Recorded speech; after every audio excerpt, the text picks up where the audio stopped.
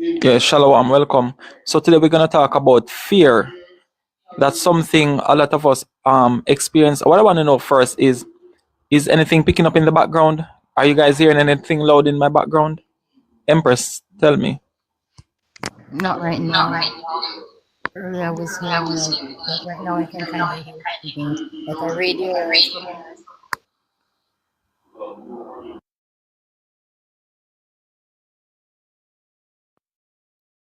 So turn it down. Give me a second.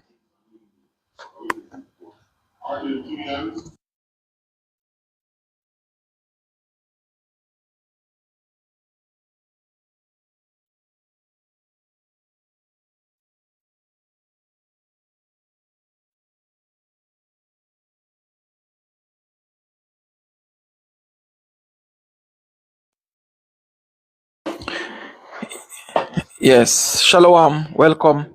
So today we want to talk about fear. That's something most of us experience. That's something most of us experience, but sometimes we don't have the proper understanding of it and also how to deal with it, right?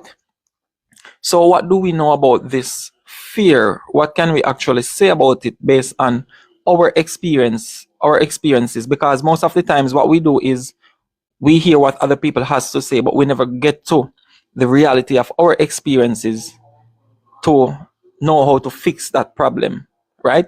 Because where does the fear takes place? Where in us does the fear take place? Um, Empress, based on your experience, where would you say the fear is experienced? Because that's the first thing we have to identify before we can get to any further. So, where would you say this fear is experienced? Well, as with all the emotions that we have established so far in all of our discussions, it really starts in the mind. And so once it is that you have that fearful mindset, you can see it manifest in many aspects of your life. It's not just fear in the sense of being afraid, but like in a tangible way. It's more of a subtle thing that governs us. So sometimes it will prevent us from making certain changes or taking certain steps simply because of the fact that we are afraid of the outcome. So it's in the mind. In the mind, we have to always localize these different things that we experience. So, fear takes place in the mind, of course. And as you know, all expressions take place in the body. So the fear is mental, it is expressed in the body as what we call anxiety, right? No, we never really get to the heart of this fear. Shalom, petition, or petition, sorry about the mistaking of your name. Clara, shalom, welcome, guys, right? So fear is something that causes us to act, right? Because what it actually does is it manipulates our ego. That's the first thing we have to understand. Fear manipulates our ego. And when our ego is manipulated, you know what happens? We are prompted to act on impulse. So there's two main things about the fear. It makes you want to reach out for something, or it makes you want to run away from something. Those are the two things, the two main things fears do to us. So when you get to the state where if you're meditating and you can sit still, knowing that this what it's telling you to do, you're not going to do it. This what it wants you to run away from, you're not gonna run. You're just gonna sit still in your meditation, understanding the fears, learning the fear without acting. And once you can reach to that state of not acting, the fear has no more power over you.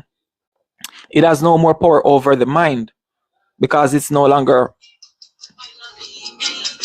decline. Yeah, I was just getting a call. Yeah, the fear has no more power over our choices because now you're learning to sit still and you're now seeing it for what it is. The moment you're seeing it for what it is, you are now shining light in the darkness. And this is what the scripture means when it says to resist the devil. You are now resisting the fear, not resisting in the sense that you're opposing it. You are just withstanding the fear. Hold on, let me see how this. You're just withstanding that fear with what? Knowledge, light. You're shining the light on that fear. So what you find happens now, like when you get into your meditation, meditating upon this fear, you will see that it start to come up more often. But you're no longer trying to distract yourself. What are the types of things we distract ourselves with? Activities. Sometimes we have high energy activities, distractions to subtle things as maybe watching a TV or reading a book. Those are subtle forms of distractions that we just think that, oh, I'm just reading a book. No, you are distracting yourself from something. You see what I'm saying? So our ability to sit still and experience the fear in the mind without acting, that's when you weaken the fear. Because you know what you take away from it? You withdraw your attention. Your attention is what gave it its power. Now you're withdrawing that attention from the fear. Now you start to do what? Shine it on yourself, on your conscious self. So the fear automatically becomes weakened. When you give your attention away to objects, that's where our problem is. We become weak, and those things, whether it be an emotion, a feeling, a sensation, an idea, whatever it is, those things become powerful and it weakens us.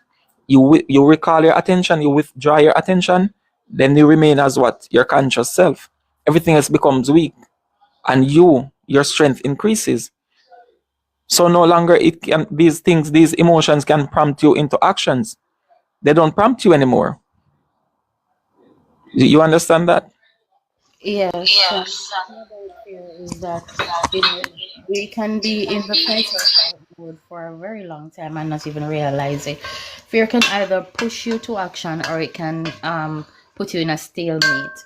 And it just depends on the source of that fear and what kind of fear it is, because, you know, there is fear that is intrinsic fear, there is fear of the Lord, there is fear of change. There's a lot of different kinds of fear. So just like with depression and other things, we'd have to identify what the source of this is so that we'll be able to dismantle it. Education has a lot. We have to first identify these things and acknowledgement, because most of the times we get pushed back into denial about, especially when it comes down to like the relationship aspect. So dealing with fear of intimacy. You see what I'm saying? Sometimes we don't even understand that we have that fear for being intimate, and it can be caused from, based on other relationships experience or other reasons, right? Where you fear, maybe you just have this lack of trust. Not that the person actually did something to you. You see what I'm saying? But it can come from other things, because once you have that internal fear, right? What happens is that you start to automatically perceive that person as a threat.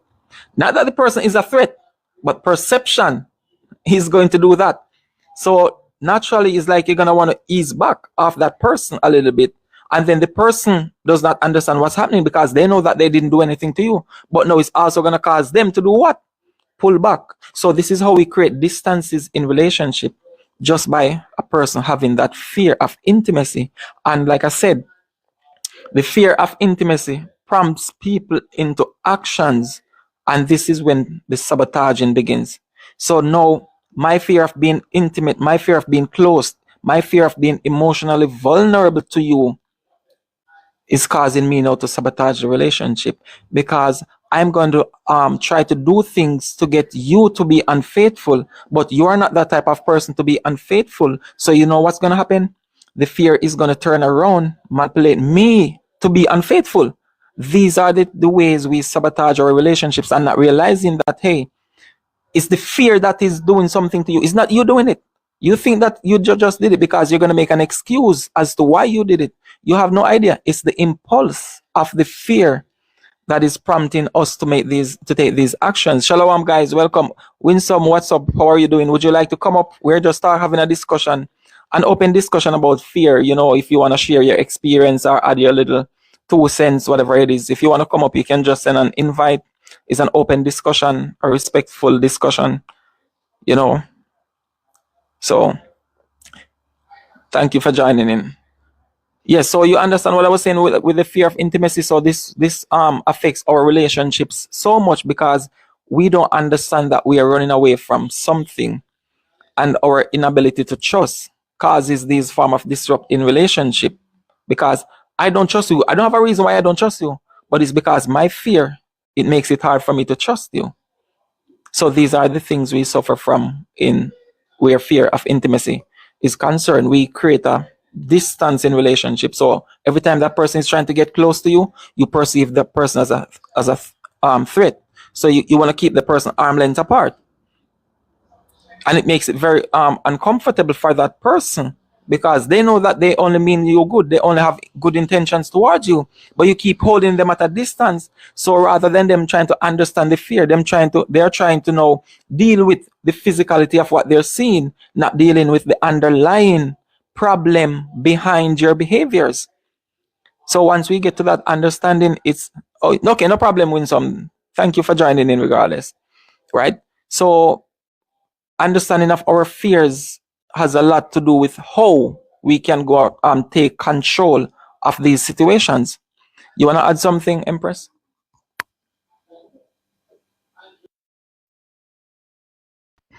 Yes, sorry about that. I totally agree with where you're coming from on understanding. And when you were talking, I was realizing something. Um, a lot of us, we don't identify some of our emotions or experiences as fear based.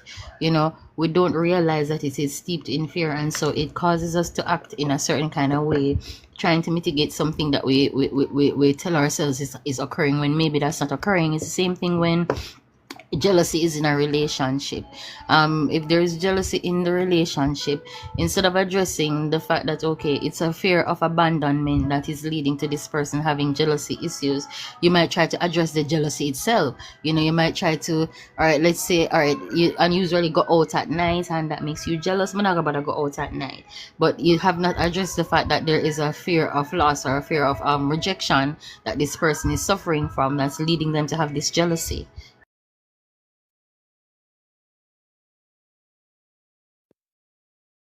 You actually mentioned that fear of abandon. I was in a relationship one time, and this person, you know how it goes. Most time when people go through certain disastrous relationships, they don't really go to seek help about it. They spend more time investing in the other person's part rather than their own part. So I was in this relationship with this person, and she suffered that abandonment in relationships because her two guys before me, they went abroad while they were with her and they got married over there.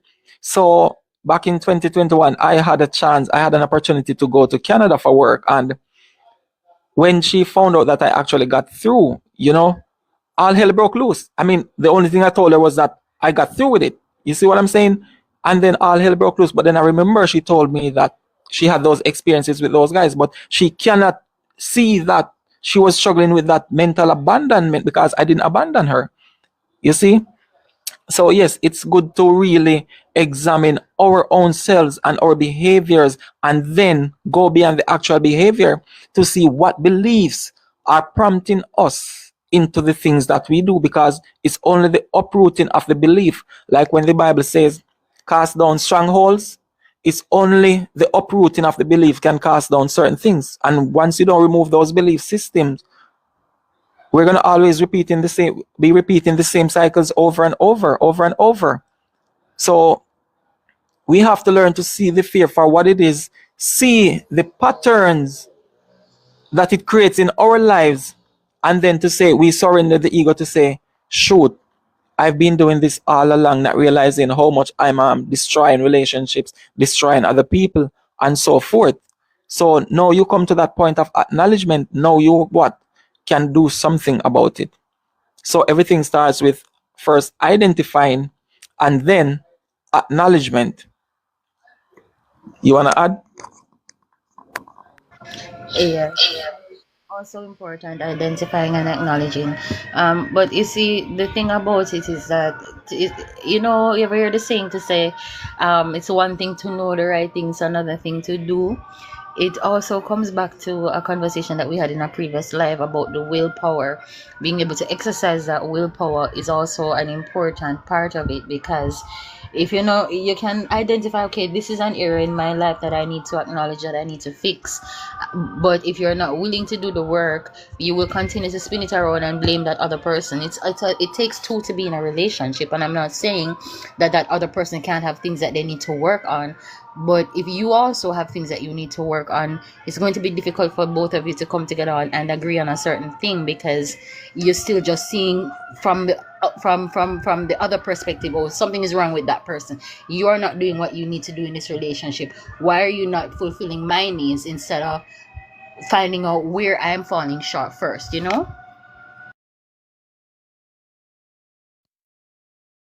Right, that's true. That's true. And this is why this is gonna go back to what we were talking about, being unevenly yoked, because you can be with a person and the person is at a state in their life where they can say, "Yes, I acknowledge that I have these fears. I acknowledge that I have these fears, and these things are a work in progress from me." So you see, the person is not going against that. But when you're in a relationship with a person that has all of these fears or whatever mental problems, and they're opposing the idea that something is wrong, those are the people you cannot do anything about. They're just going to be consuming your energy. You see, so we need to be in relationships with people who have that willingness and readiness. And it's the same thing when you're dealing with becoming a wife or a husband. You have to have that willingness and readiness to be a wife or a husband. That means when a person comes along, guess what? You're already ready for that. You have already been living your life according to a certain principles of a wife, the certain wisdom of a wife or of a husband. So when a wife comes along or if a husband comes along to be with you, you were already prepared for that. So it's the same thing with our healing journey. If we're not at that stage where we can say, yes, I know I'm a work in progress, I have this and this working on, and then the person can say, okay, I have the patience to put up with these things. So I'm going to be there supporting you while you're working on these things. And you keep reassuring that person, not just by words, but just by continue to give that support to the person to say, okay, I am here. It's okay. You're safe. I am here.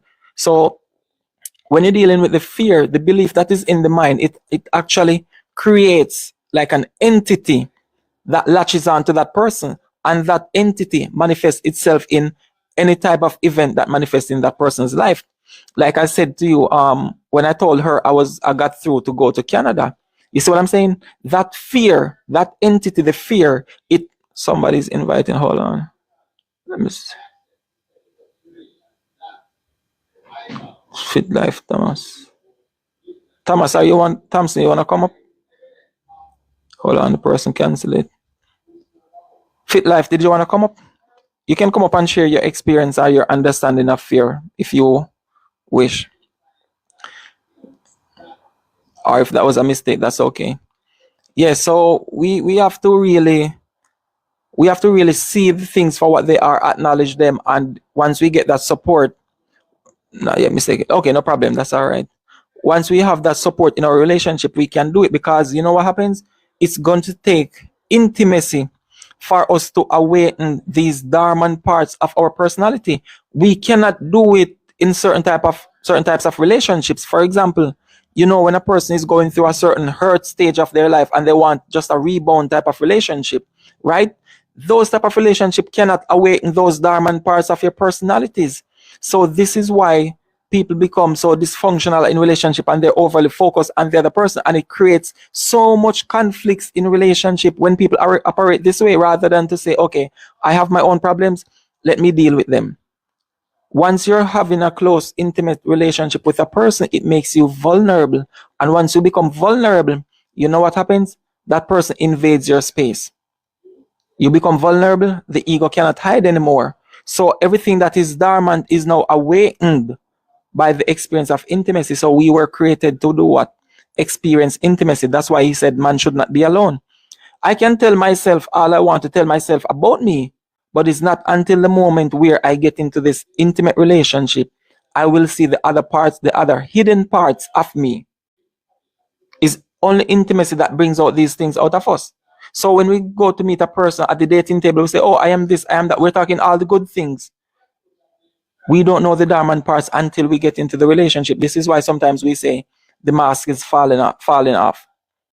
No, we have certain things hidden in the unconscious of our minds that we ourselves don't know. So it's only these experiences that are going to bring them to light. Yeah, you want to say something? Yeah, Bauer, that's welcome. oh, sorry.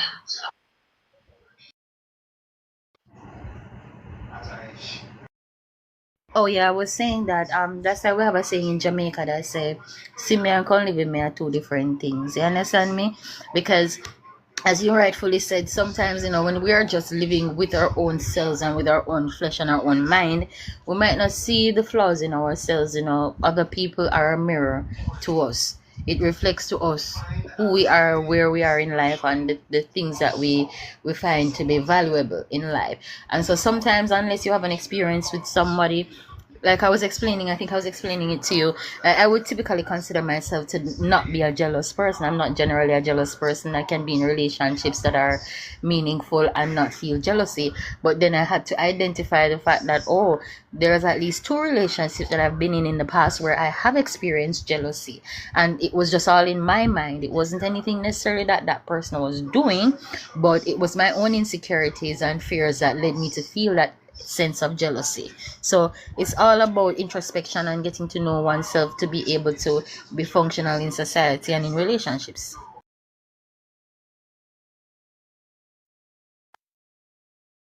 Revelation of knowledge where once you know these things about yourself, you know how to interact with other people, and you know how what you can say to them or to let them deal with you in a certain way, because some people is going to need certain levels of compassion to deal with as person's level of fear or whatever mental problem that person is experiencing. So we also have to have that spirit of compassion to deal with those people, as well as they're going to have that compassion to deal with our broken areas in our lives, in our experiences, right? So you mentioned something about jealousy. One of the things I think creates these problems with our emotions is that they have corrupted our knowledge about them. For example, most people were taught that some emotions are negative and some emotions are positive. And therefore, like I said, once you understand consciousness, the nature of the mind is to divide the world in two. You divide it into things you like and things you don't like. So once you hear negative emotions, you're going to put it under the category of things you don't like. So when you think of anger or jealousy, people teach you that these things are negative emotions, are bad emotions. So rather than you embracing your feelings of jealousy, that feeling has now become an adversary to you, and you become an adversary to that feeling, but it's happening inside of you. So there's going to be a war within, just because we were never taught to embrace, oh, this feeling of jealousy belongs to me. It's not something outside of me, it belongs to me. So therefore, I'm going to nurture it, I'm going to care for it, I'm going to understand it. And then we can be in one accord. But when your jealousy is going right and you're going left, you're going to have problems with it because you were never taught to accept it. So you spend your entire life fighting against something that's happening to you, inside of you. This is So yeah, go ahead. why on the whole topic of jealousy. That's why I can see where, like in a relationship, say for example, the man is a flirtatious type of man, or maybe he's not flirtatious, but he's a person that's very approachable, and maybe females are attracted to this person, so they will approach him, maybe not even looking argument, but them like them company, and so instead of being able to identify, okay, I am having an issue within me that makes me insecure about you being so accessible to other females, I would probably turn it around and say, you are the one doing this to make me jealous. You know that it makes me insecure when you talk to other females, that you're talking to this other female, and I know that this girl wants you. You know what I mean? So it's not really that person's fault. I mean, there are instances where men and women do these things deliberately, but a lot of the times it's really not that the person is doing anything to you. It's just how we perceive it.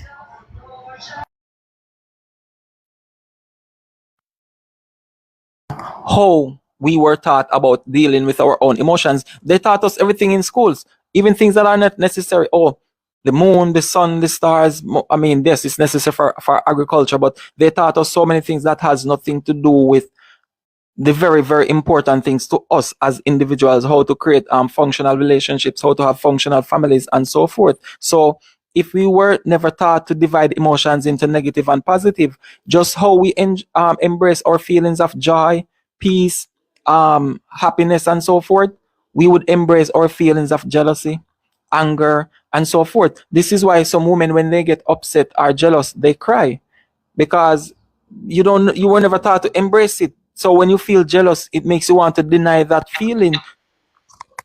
Embrace is a get what you mean, but embrace is a strong word. I think embrace is different from acknowledging and accepting that it is a thing that exists. So embracing it can be a borderline thing. Cause you can embrace something and just be like, well, I just saw mistake, me just jealous, and therefore the world have been to my jealousy. Or you can acknowledge it and be able to address it as an entity, as you mentioned, as something outside of the true essence of who you are. Being able to acknowledge it will then make you better able to fix the issue or deal with the matter. But somebody can embrace something that becomes toxic to them. So that's just my point. Yes, I mean, just imagine this. This is my feeling of jealousy. I'm embracing it. Just like, for example, when a person embraces a feeling of joy, right? A feeling of wonders or something that makes you feel good. When you that same way you embrace those positive emotions, that's the same way. I mean, so whatever the word is, instead of embrace or whatever the word is, you might have a more appropriate word, but that thing that we do with good emotions, right? Yes, once we are able to do the same things, because remember, the mind divides everything in two. So if this pen brings me joy, you know what this pen can also bring me? Sorrows. So once we understand that this is how the mind works, somebody's inviting. Let me see what's going on. Oh, guess who's here? Danny boy. Danny boy, you're coming in the right time. Come up yet. My lord. How's it going? What go on, Danny boy? You there, man? Well, me there listening, but I heard the young lady saying to you that embrace is a strong word, and it's so funny because when she said that, I locked onto it right away. And you're saying whatever words you use, but no, words matter because words have power. And using the term embrace is the wrong way. You can't embrace things. You have to understand it. Because if you're embracing things that you don't understand, then you're not really solving your problem. You're causing more damage. The key to all of this is understanding. You have to understand when something triggers a feeling. You have to understand what's triggering the feeling and what's causing it. Now, how you handle or react to it is a key, which all of this just leads into emotional intelligence. That's what needs to be taught, and we were never taught that. And that's why you see so many people running around just all up in their feelings about everything. You can't say anything to them. You can't correct them. You can't. You touch on someone's feet, they react. They want to unalive you or something. Is because they're all wrapped up in emotions that they don't understand, and it all of this stems from childhood or whatever, all kind of things that happens in their life. But most of us were never taught how to deal with or handle our feelings, manage it. You know what I mean? So yeah, words do matter. We have to be careful. Thank you for that. There's Thank one okay. point that you were saying about separating things into one thing or duality. This is what caused me. So I think of a statement that I heard way back when I was younger, and I think it's fitting here, where I think it was Shakespeare that says there's nothing either good or bad. Thinking makes it so. It's basically the same thing. Nothing inherently evil, nothing inherently good. I mean, in the grand scheme of things, it is how you view it and how you think about it that can make it evil. So, like we said, the pen can be a weapon, and it can also be something that save a life. You can sign somebody's death sentence with that, and you can sign something to set somebody free with that same pen. Dealing back with what Danny Boy was saying regarding to what you said first when I said the word embrace. So what I was saying is, I understand you guys' point. This is why I said, based on the concept that I explained, I think you get the concept. So whichever word would be appropriate for you in your understanding, this is why I gave the understanding to say, okay, if I said embrace this feeling of joy, that same whatever that word is for in your world. I don't know what's the appropriate word, or you guys should give me that appropriate word. But I use embrace, but you understand my concept regardless of the word. So what would be the more appropriate word you said to use instead of using the word embrace negative emotions? Danny boy, what would be the appropriate word? You know what? To be honest, I couldn't even think of the appropriate word. I would just I would have to say just understanding what it is you're feeling and why you're feeling it. So I'd have to. I mean, it's wrapped up in emotional intelligence. To pinpoint a word right now, I couldn't figure which is the proper word to use. But all of that just stems under emotional intelligence, which is understanding your feelings. Just like fear, right? People have to understand that there's also healthy fear, right? And that falls under emotional intelligence as well. All of what you feel is understanding what you feel, and it's understanding what it is that you're feeling, what's triggering that feeling. If you get angry, upset, or you're happy, you got to understand like why I'm feeling this way. If you're a jealous person, why am I feeling that? If you feel a sense of fear, there's nothing wrong with that. Your body's telling you things, but you have to just understand it. So it's understanding your feelings, or you have enough emotional intelligence to understand why you're feeling the things you're feeling, or your body is also just telling you check your environment. You know what I mean? Right. Yeah. So that would be good. Using the word understanding. So I'll get myself familiar with using that word instead of saying embracing, because that's a good point actually. So we conceptualize it and we understand that it's understand your feelings of emotions. Empress said same thing in the Bible, saying be angry but sin not. Yes, that takes understanding to know that okay, this feeling of anger is taking place in me, therefore I should be in control of this. So therefore, even though my anger is telling me to go and punch that person, as Danny Boy would say, emotional intelligence would prevent you to know that, hey, the anger is going to subside after a few minutes or hours, however long you take. So you understand the emotion, you know that, okay, this is the normal anger that I've been experiencing since childhood, and then it lasts only 5 to 10 minutes. And afterwards it subsides. So I don't need to punch this person. It's going to become less and less intense. So that's understanding the emotion, whether we consider them to be negative and positive. But I also believe that we should get out of the mindset that we categorize emotions into negative and positive rather than standing neutral with them. Because once we categorize them like that, we're going to like the positive ones. Not we, but the mind is going to do that automatically. So the mind is going to like the ones we call positive, and then it's going to dislike the ones we call negatives. And then these negative emotions create conflicts in us. Yeah, go ahead, Empress.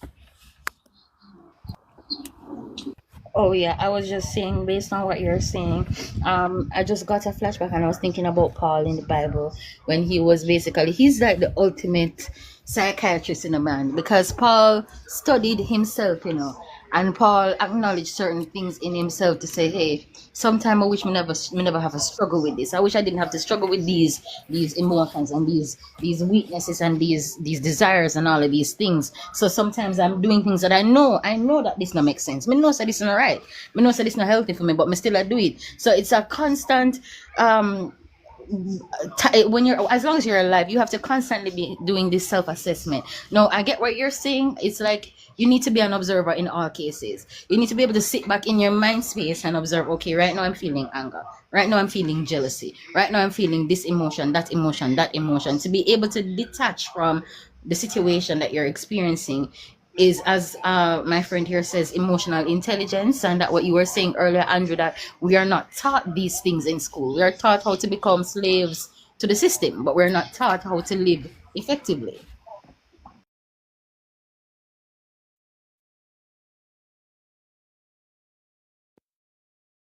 Have something you want to add regarding?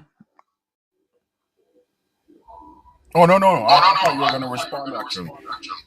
But yeah, she's spot on, man. Like she's spot on. I realize a lot of things. Look, I'm a student as well. I mean, I went through this as well and had to figure out like how to control my feelings and all of that stuff, because and that's the thing, none of this was taught, and it's so problematic in our society. Like it's just unbelievable. It's unbelievably problematic. I mean, you look at even Jamaica, and I realize we need to implement some kind of social system to train people, like even in customer service. Like you always hear people saying you go inside a business place and you're going to purchase something, and them are going like say, I beg, you come there for beg. Meanwhile, you come there to spend your money. There's a level of decorum that people need to have, and how to treat people. You know what I mean? And that's a problem in our society. People don't know how to behave. They don't know what their responsibilities are to each other. They don't know how to address problems and deal with people in a respectable way. All of this comes down to not understanding their feelings, not understanding their emotions, and just how to control themselves. And this need to be taught.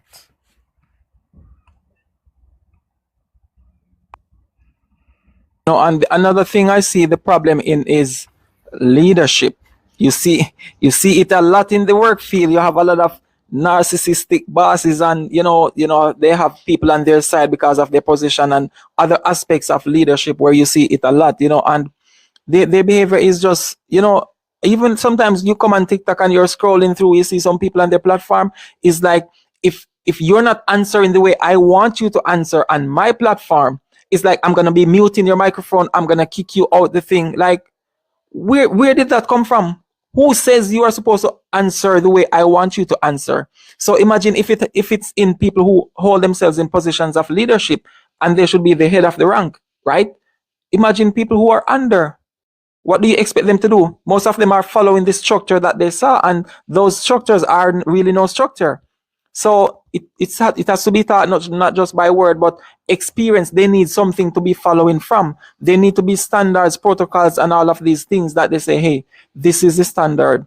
As you mentioned in the customer service, you see so many things out there. You see, sometimes you go to a desk and the workers is like they're talking to each other. They don't even acknowledge your presence. Not even the acknowledgement of your presence. It's like you're wondering if you're invisible. You go to certain desks and you see this, and you're like, what? Yeah, so it's so much. We are really not taught about anything pertaining to, as you said, emotional intelligence. We don't know how to deal with situations. We don't know how to deal with other people's ego. For example, you can be a calm person. A person has a certain reaction towards you, and then you are now feeding from that person's reaction, because you forget yourself in the moment of experience. In the heat of the moment, you forget who you are. So you're giving your attention to how that person reacted to whatever. And now you become like that person. A moment ago, you were against that person's behavior, but as soon as that person manifests that behavior towards you, you become that person. This is another problem that we have a problem with. Stop becoming the thing that you are against. And it's not easy just by saying it in words, but we have to have that awareness, that consciousness of self to exercise these willpowers in the heat of the moment. It's not what I tell myself about me. It's about in the moment when the experience comes, because you're not always going to be prepared for when it comes, right? But whenever it comes, do you have that capability to remain calm in the face, in the heat of the moment? That's what we have to also deal with. Yeah, Danny boy. Yeah, you're so right. A couple of years ago, I was in a really bad situation in Jamaica. Me and my wife were we were we were kidnapped and in Negril, and you find yourself in even situations like that. And I was very cool and calm about everything, and managed to get us out of it. But that to show you how important it is to control yourself, and even in the face of danger. Like I mean, every so often too, I even, if you find yourself even in situations where someone is being, disrespectful towards you, I'll just sit there and make sure that I can control myself in the face of it same way, because I keep teaching myself and reminding myself to have that control and maintain that control at all times. Because it will go away. It will dissipate. Before you know it, you'll step away from the situation and you'll be calm, cool, collective, and it doesn't matter.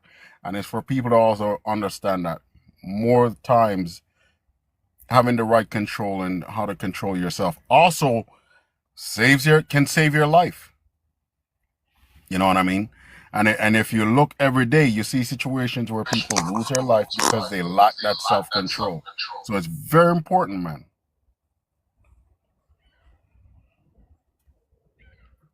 Answer turneth away wrath, and that's something also to be exercised in relationships, because sometimes tension is going to be normal between you and your wife, your spouse or whatever it is, your children, whatever.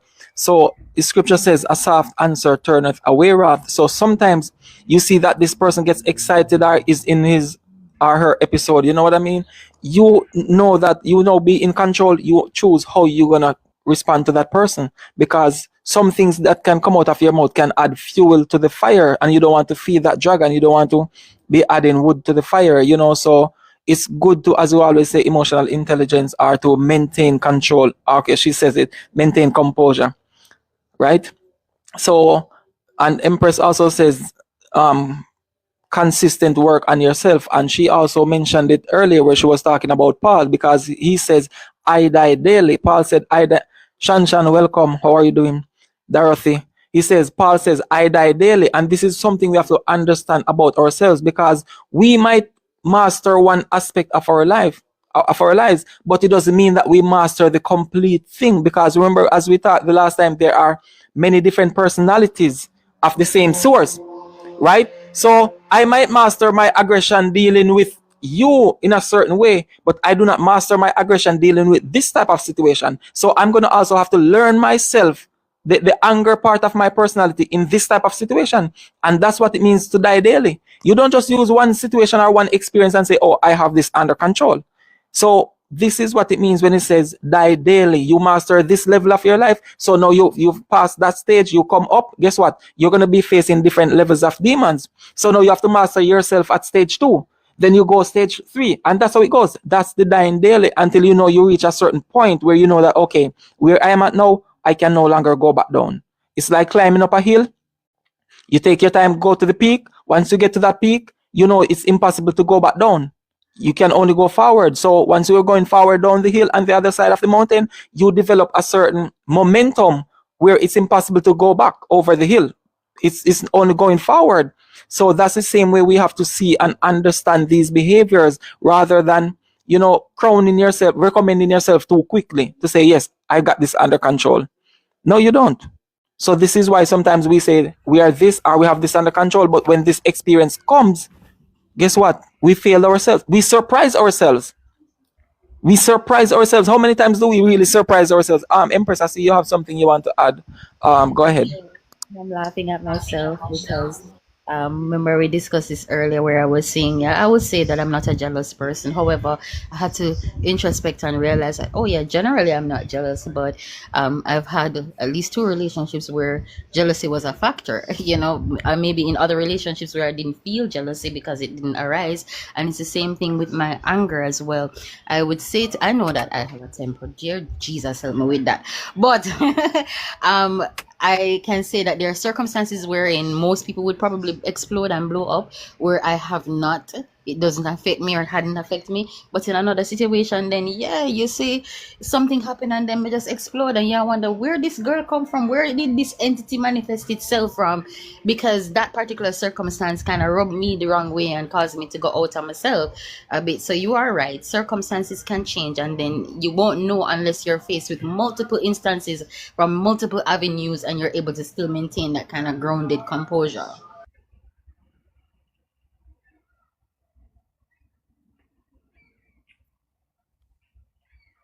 Me, Danny, me hear you bite up the chicken over there, No, as what you were saying just now, you're very right. You have to have a growth mindset, and people have to recognize that. You're not a finished product, and when you reach the top of a mountain, that's the bottom of the next one that you have to climb. right? So you're always growing. You're a student. You have to see yourself as a student.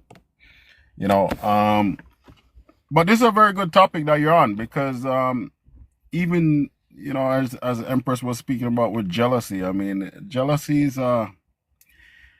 such a powerful feeling, you know, and you know, people in relationships have to understand, like,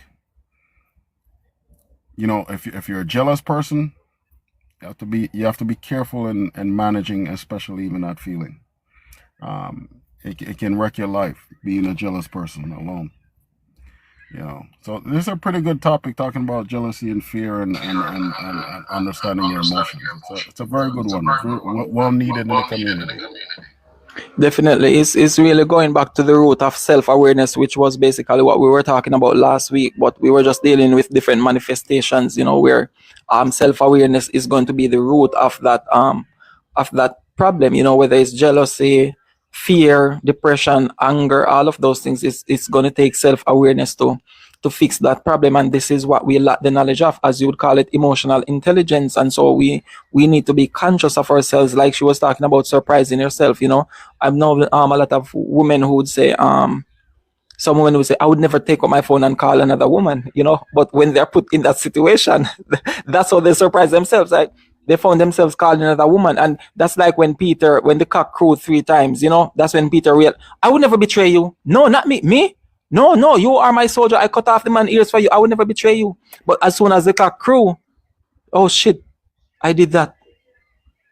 Hold on, go ahead and speak. Let me just address somebody. Yeah.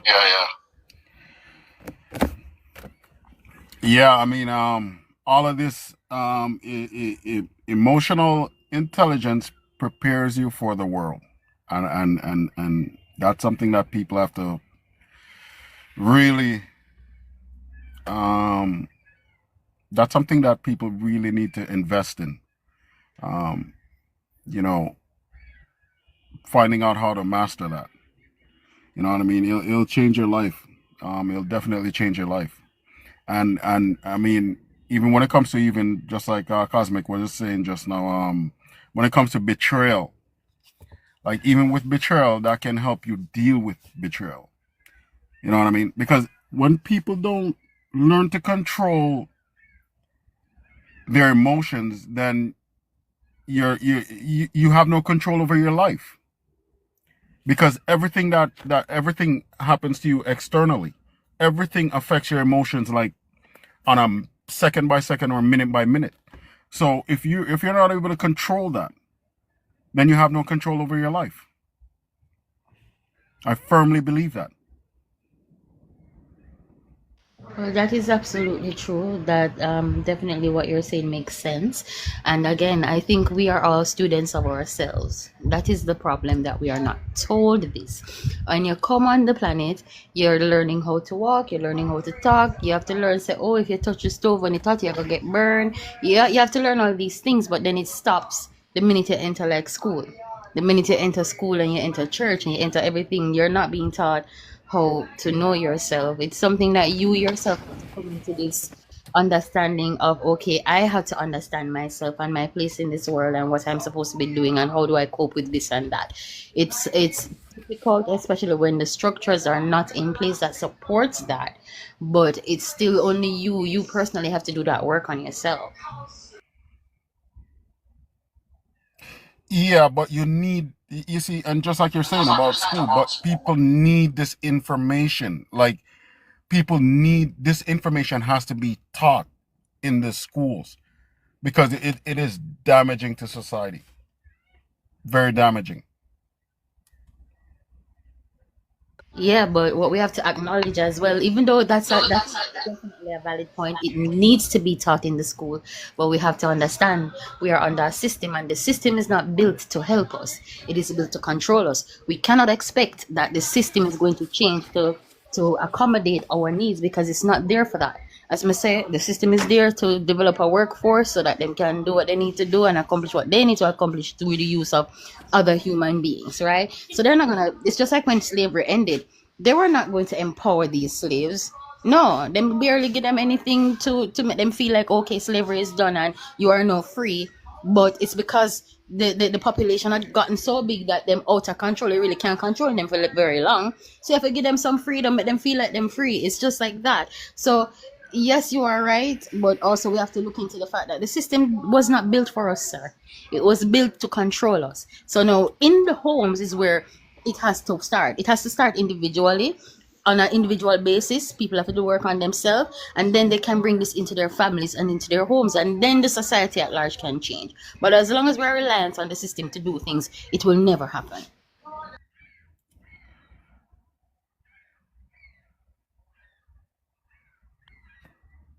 Like I always say, the kingdom of hell the kingdom of heaven is to be established in the home first, and naturally the lifestyle that the father and the mother is living, the husband and the wife, the children is going to be seeing that the children are going to be seeing that those behaviors. The daughter is going to say, oh, I see how daddy treats my mother as a wife, and the other one is going to say, I see how the mother treats the father as this husband.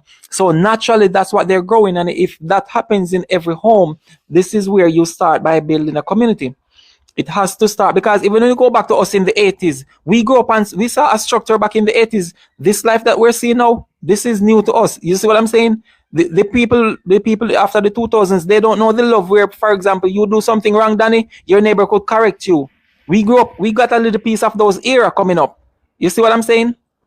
So it was in the latter part of the 80s coming down where that structure started to fall apart. Right now, you would never hear back then you would never hear a child cursing bad word in front of the elders. Right now, you're at your yard, all those little children passing, that's the only thing you hear. You see what I'm saying? So we have to start to establish back these things in the home, because relying on the school is like the same thing, the same system of people that destroyed us. Is like we're waiting on them to fix our problems, a problem that they helped created in the beginning. So we have to come to this recognition in ourselves and say, this is what I need to do. So no longer we're gonna go back to blame whatever happened before, our parents before us, or whatever, are the white society for what they did to our ancestors, even though we know that we became a product of what happened. But now that we identify it, okay, now let's work together and do this, because it's us who have to do it. So it starts right there. We have to start that kingdom of heaven in our own homes, and then we can start to think about having a community. I Yeah. understand what you're saying, but here's the problem with that now. You see, when you talk about the way things were, right? And this is what's also, I think, a bit damaging to our communities, because our parents had limited information as well. They didn't teach us anything, to be honest. If when you look at the landscape then and now, they only taught you to be obedient. You were not allowed to question anything. You were not even allowed to even express your own feelings or your thoughts. So you were only taught to be obedient from your parents. Well, I don't blame them. I can't blame them, because they weren't given any information either. They were only, yes, you had general respect in your community. Yeah, you go to school, you come home, you did your chores, and that you're respectful to your elders, and everybody around you as well, right? That was it. But Happy Sunday, everyone. hey, happy Sunday. But look at where we're at today, where these kids are way more advanced, and you can't bring that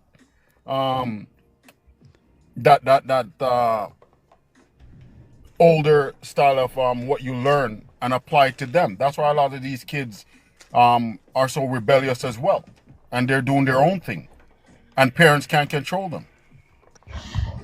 There is a responsibility that we have. Each generation learns from the old generation, and what we learn from them, maybe we learn what not to do. You understand me? So our poor parents, or my parents, would have learned some way of being from their parents, and there are certain things that they experience that they would say, you know what, I will never allow my child to have to experience this.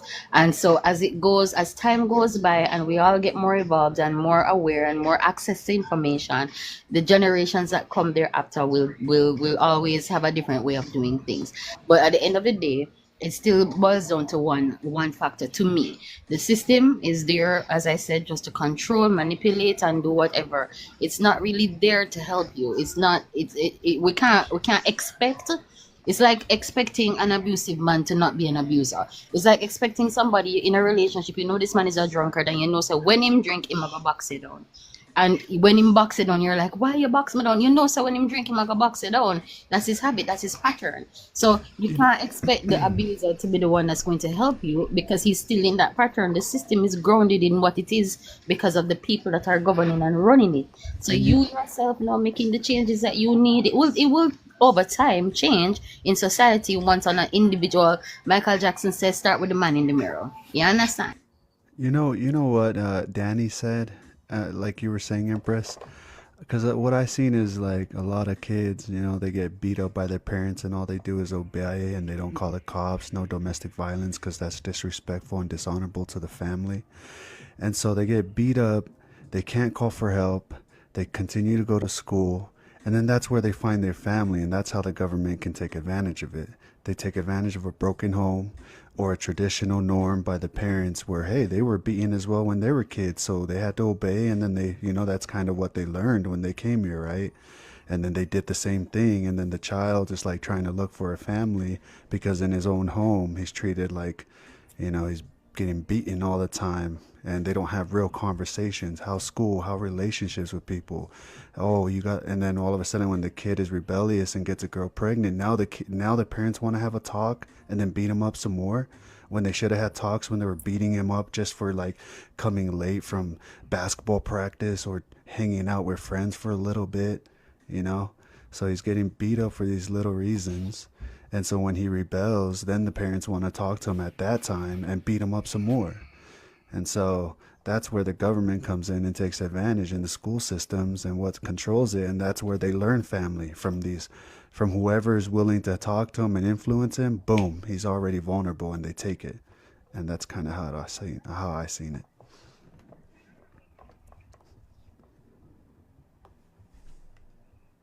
True, we people learn from certain things, but Judith said earlier something about they have to be held accountable, and that's some things that we're taking. It's not that we're looking to them to undo what was already done, but some point of accountability needs to get into the equation, because that can affect a lot of people. Because think about it, you grew up in an abusive home, you did not know what was happening because everywhere around you it was actually happening, right? But Right. now a lot of these parents are coming to understand that, oh, this was toxic, this was, it was detrimental to the children and so forth. Yeah. So a lot of times these children, I mean, they're adults now, but that inner child is still there, that is suffering or carrying the effect Yes. or the product Yes. of those abuse. So they would want to hear from the parent to say, I was wrong. That's Yeah. that's all. Yes. So some people are Yes. looking for that. Yes. You see what I'm saying? Yes. So they Exactly. don't know what they destroy. So especially if it comes from the opposite parent, for example, a daughter with a father, or a son to a mother, you don't understand that you already destroyed 3 generations down by what you did to this child. Because Yes. you know, Exactly. That's exactly how I view it. And that's why we have to break that norm from our parents when we go to our children. And so, yeah, you're exactly right. Right? Exactly right. Healing that is necessary on a grand scale. And so, because as I said, the system set the way it's set, we need individually to work on ourselves because, like you said, parents don't understand the damage that they do. I was saying that to a friend of mine who has issues coming up from childhood, and I was saying, if you're looking for your mother and your father to come to you and say, I am sorry, I did wrong to you, I really was abusive to you, I didn't understand you, or whatever, you may never hear those words. You will Yeah. never hear those Yeah. words because guess Yeah. what? They don't do the work. Maybe they're not at a stage where they can do the work on themselves to come into that acknowledgement. For their mind, they did the best that they could for you. And so therefore, you need Yes. to man up or woman up and just suck it up because my parents, them, did the worst to me and me did have to suck it up same Yup. way. And I'm my mother and my Yup. father. You understand what I'm saying? Exactly. So that's why we have to not place the responsibility on others to fix us, even if I them Yeah. damage we. You have to Yeah, be willing to do that work and understand that, hey, this, I will never get closure from this person. If you're yes. waiting for closure, that is what is going to destroy you, because you are waiting for this person to change or to acknowledge what they did wrong. And that makes you miserable because you spend days and nights and weeks and years stressing about what was done to you. So much so that anybody that you will hear give you a listening ear, you start talking about my mother did this and my father did do that and we did have to go through this and we did have to go through that. And you keep telling this story over and over and over again. You Yeah, understand? you'll They never did the heal. best Yeah. that they could with the level of understanding and awareness that they had. They did the best that they could, right? It wasn't perfect. Some of them did toxic, but they did the best that they could. Now that you are aware and can identify, hey, these things that they were doing to me was toxic, it was hurtful, it was limiting. Then know that you acknowledge that, what can you do to change you now so that you don't pass this on to the next generation? Yeah, yeah, no, and you're right. Like from the perspective of the parents, you know, they were working two, three, four jobs sometimes. You know, they were hardly in the home because they were trying to make sure there was a home, right? So we got to give them a break in that aspect. Unfortunately, you know, we some were just victims of all that stress and frustration and everything that they had to live to support the family. And now imagine that being a single mother or single father, you know? And so even worse. And so it's just like, yeah, and especially if you're first generation, second generation into the US, it's just like you know, your family line is just barely starting where others have already been here. They have like great grandparents, you know, from all the way in the 1700s. They have been established, and their starting line was way ahead of ours. And so I understand where my parents are coming from. You know, it was difficult. They had to do a lot of things to try to even support us. So yeah, The damage to our community from bad parenting or lack of knowledge about parenting is so vast that I think that right now I think there's no hope in that sense anymore. I think the only hope is we have to get the information to the young kids in school in order to our change and fix our community, because it's not looking very good for us going forward unless we can do this from the grassroots, and it needs to be done. I mean, I know men who are big men right now, older than me, and they're still acting like little boys. And part of the reason for that is the way they were raised, and they can't even identify the issues with themselves. And because of that, they're in turn causing even more damage to the communities. Like it's like a few months ago, ran into a friend of mine, and he's like, and this man is older than me, about 60 years old. And this man is telling me, I got 12 kids. 12 kids. You you wrecked your family. You have all these, keep having all these kids externally right now, all over the place, and you cannot be there for them or be a father to them with all these different women. And this is like something at 60 years old you're bragging about. Like, what's going on? What are you doing? But they can't identify the problem within themselves and only causing more damage to the community.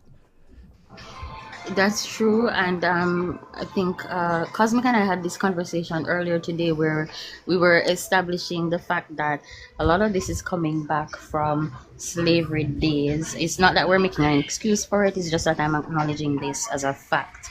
Now, if we're hoping to see the unification of the Black family and to see certain changes, we have to understand that systemically speaking, the minute that they went there, they took us, they separated the families. Sometimes the husband is on one farm or one plantation, the wife is on another plantation. Sometimes the slave owners have what are called studs. So these are them breeder man then. You understand me? They have Hmm. studs who they have, this is the one that they want to recreate again. So they're going to use that man to breed up all of the different women.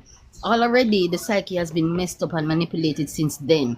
Then now freedom came, so-called freedom came, and men still had to be working extra hard to fulfill the needs of the family. Women still had to be suffering under certain things, and so the unification could not come because guess what? There wasn't any counseling for black people who went through this trauma of slavery.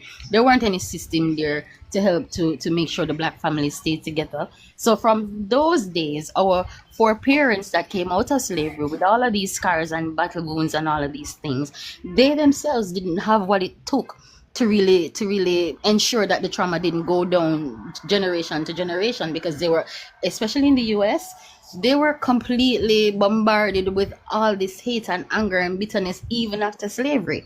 So they're fighting against the system, and then they have to fight within themselves as well. So what time do they get then to acknowledge their flaws when they're just busy working, working, working, working, working?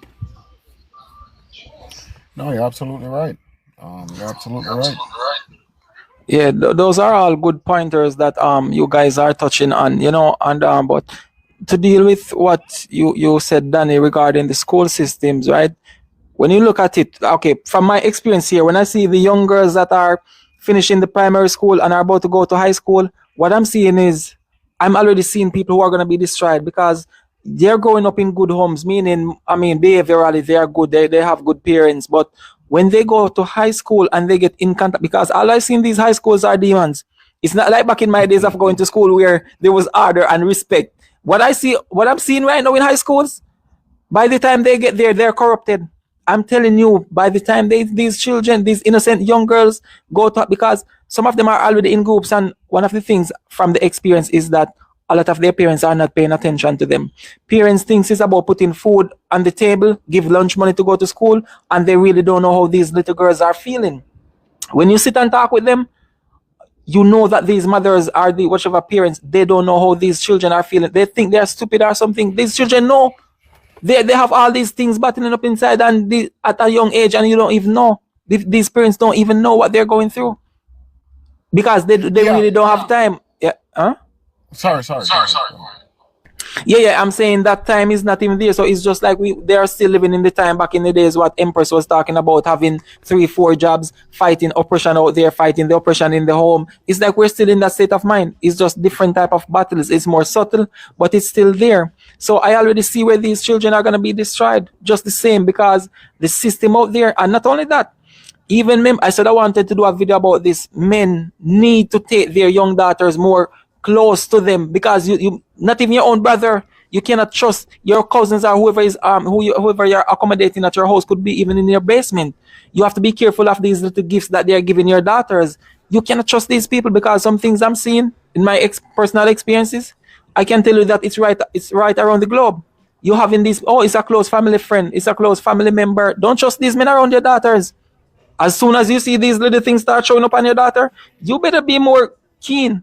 You see what I'm saying? A lot of things started in these homes. Now we talk about people, what we can do today.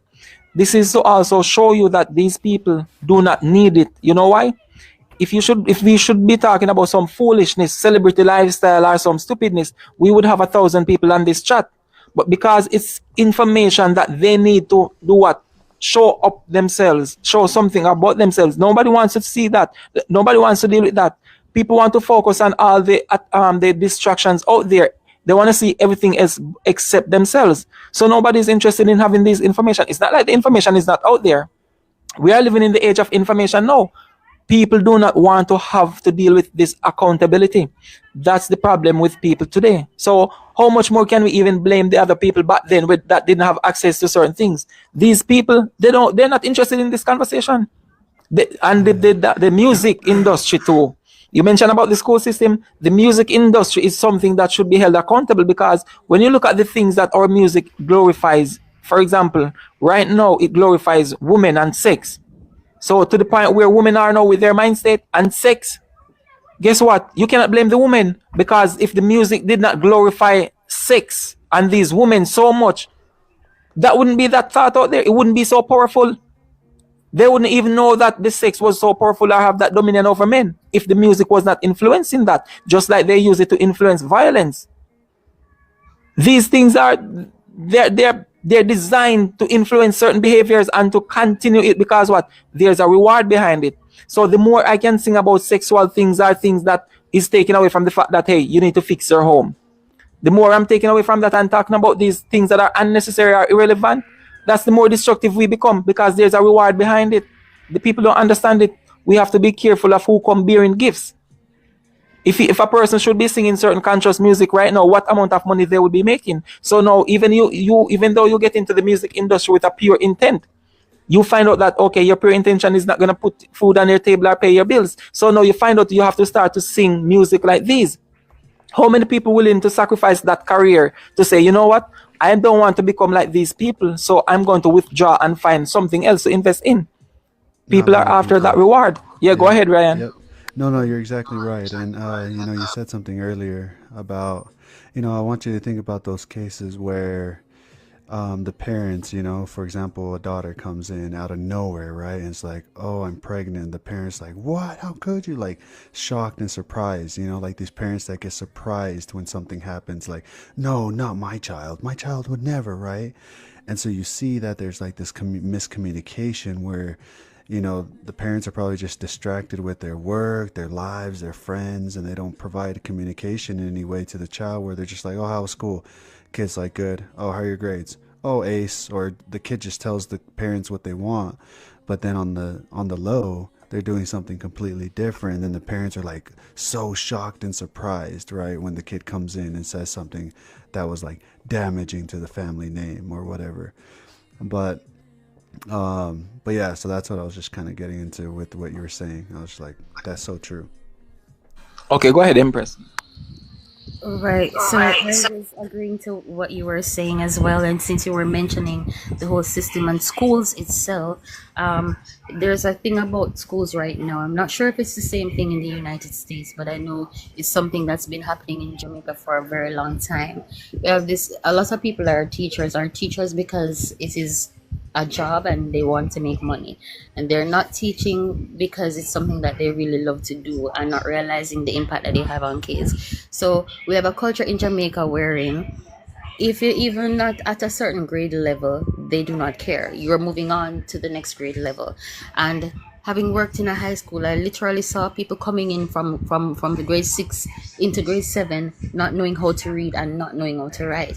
I'm saying they cannot even take a pen and write. They cannot identify the letters of the alphabet because the system is there. We're not hearing you. You just got. So I don't know if you're actually talking. Yeah, I'm talking. You're not hearing me? Yeah, we're hearing you now. Go ahead. Oh, I'm not sure what happened. I was touching on what you were saying about the school and needing these things to be taught through schools. I was saying that there's a phase out culture in schools, especially in Jamaica. I'm not sure if it's the same overseas, but in Jamaica, because having worked in a high school before, I've saw where students were coming into grade 7, not knowing how to read and not knowing how to take a pen and write, not knowing how to actually write on a piece of paper. You understand me? And so even when you're not at a certain grade level, they're passing you through. They're not really caring. Guidance counselors in schools also, not all of them, because I'm sure they're good ones, but a lot of them, they are not able to. They're either limited in the scope of the things that they can do to help these kids that have issues as a result of what's going on in the home, or they really don't care. It's just a job and I'm just here for the sake of getting a job. And so then that's why I was saying the system itself is so corrupt that it's hard to find anything in it that is going to be beneficial to you as an individual. Remember, I know everyone have a burnout limit. So you're the Tigado. Well, to point to what you were saying before I forget, no, it's the same system here as well too. So it looks like a universal thing in the democratic world where they're just pushing children through. They're not failing kids anymore. I'm in Canada. They're not failing kids anymore. They stopped like quite a while now. They're passing them through. They're not allowed to fail kids anymore. So it's your responsibility. The responsibility is either on you or your parents to either get you the extra help or whatever the case may be. But yeah, they're just pushing them through now. You didn't pass grade 10, that's your problem. You're moving on to grade 11. No one's failing anymore. But yeah, so you know, I remember in my school days, if you were interested, there are teachers that will give you the help because there are some great teachers out there. But then again, if the kids come from a broken home, what do you want the parents to do? They can't force people to learn if they don't want to learn. But good teachers will definitely go above and beyond for the kids that want it or the kids that have the ability. And I that think is just a part of life. Yeah, I think it has to do a lot too with their personality, get into certain aspects of the system. Like for example, my experience at hospitals and so forth. Um, Nurses, I met a lot of nice nurses, but doctors, mm, the heart that most nurses in my experience have, it's like, when you're genuinely doing something regardless of what your salary is, whether you're dissatisfied with it or not. I see that genuinity with some nurses in my experiences, but I know with doctor is different. So it's the same thing like with teachers. If the teacher is genuinely wants to do something like take care of the children and look out for them or help them, they will go above and beyond in that regard. And it's the same thing with many other aspects of the system. So if the person is just there for the salary, because like even now when you look at the police systems here, you see what I'm saying? It's hard to tell the difference between them and the people you would call gunman right now, because everything is like a proving, everything is like an ego boost thing. Like, you know, you can hardly see any differences. Judith mentioned earlier, thinking giving them whatever they want makes up for the emotional support. That's where I was talking earlier about, putting things on the table and so forth. No, and Empress, you and I talk about that emotional support as well. So we have to understand these are different aspects that make a home or a relationship or things of that nature work. They need that mental aspect. And you mentioned something about the learning things now, Danny. A lot of black parents, like for example, the child will witness certain things at the school and the street going to school, and the parent does not even understand that that's not a normal thing for a child to see. How can that child go to school to learn when they just witness police just shot somebody dead in front of them? That's not a normal thing. But we did not know these things back then, that certain things are not normal. So we just think that, oh, the child should just go and learn just the same. You just witness your father abuse your mother, and you think that the child should just go to school and process all of that, process everything after they just see what happened in the home. So it is in our hands today. But like I'm saying, a few of us are connecting, and I think this is how the communities will be built. You are working on yourself in establishing some things in your own home, Empress and other people, and that's how we're going to be uniting in under that same kingdom of heaven, that same procedure. Because like I said, people are passing through TikTok, they're seeing this, they can hear the conversation even if they don't join. But guess what? It does not interest them, it does not pique their interest. They want to hear the negativity. And this is why you see other people can pump so much money into this negativity and the quarreling and fighting that they do on TikTok or other immoral behaviors. And because there's money behind it. And that's what those are the type of entertainment people like. People don't like this type of conversation, because it brings them to a point of taking of being accountable for their own actions. No one wants to be held accountable. No one. We're not in Well, that generation. Go ahead. as you know, water find the least pass of resistance. So that's what people are gonna people who are lazy minded are gonna lean towards.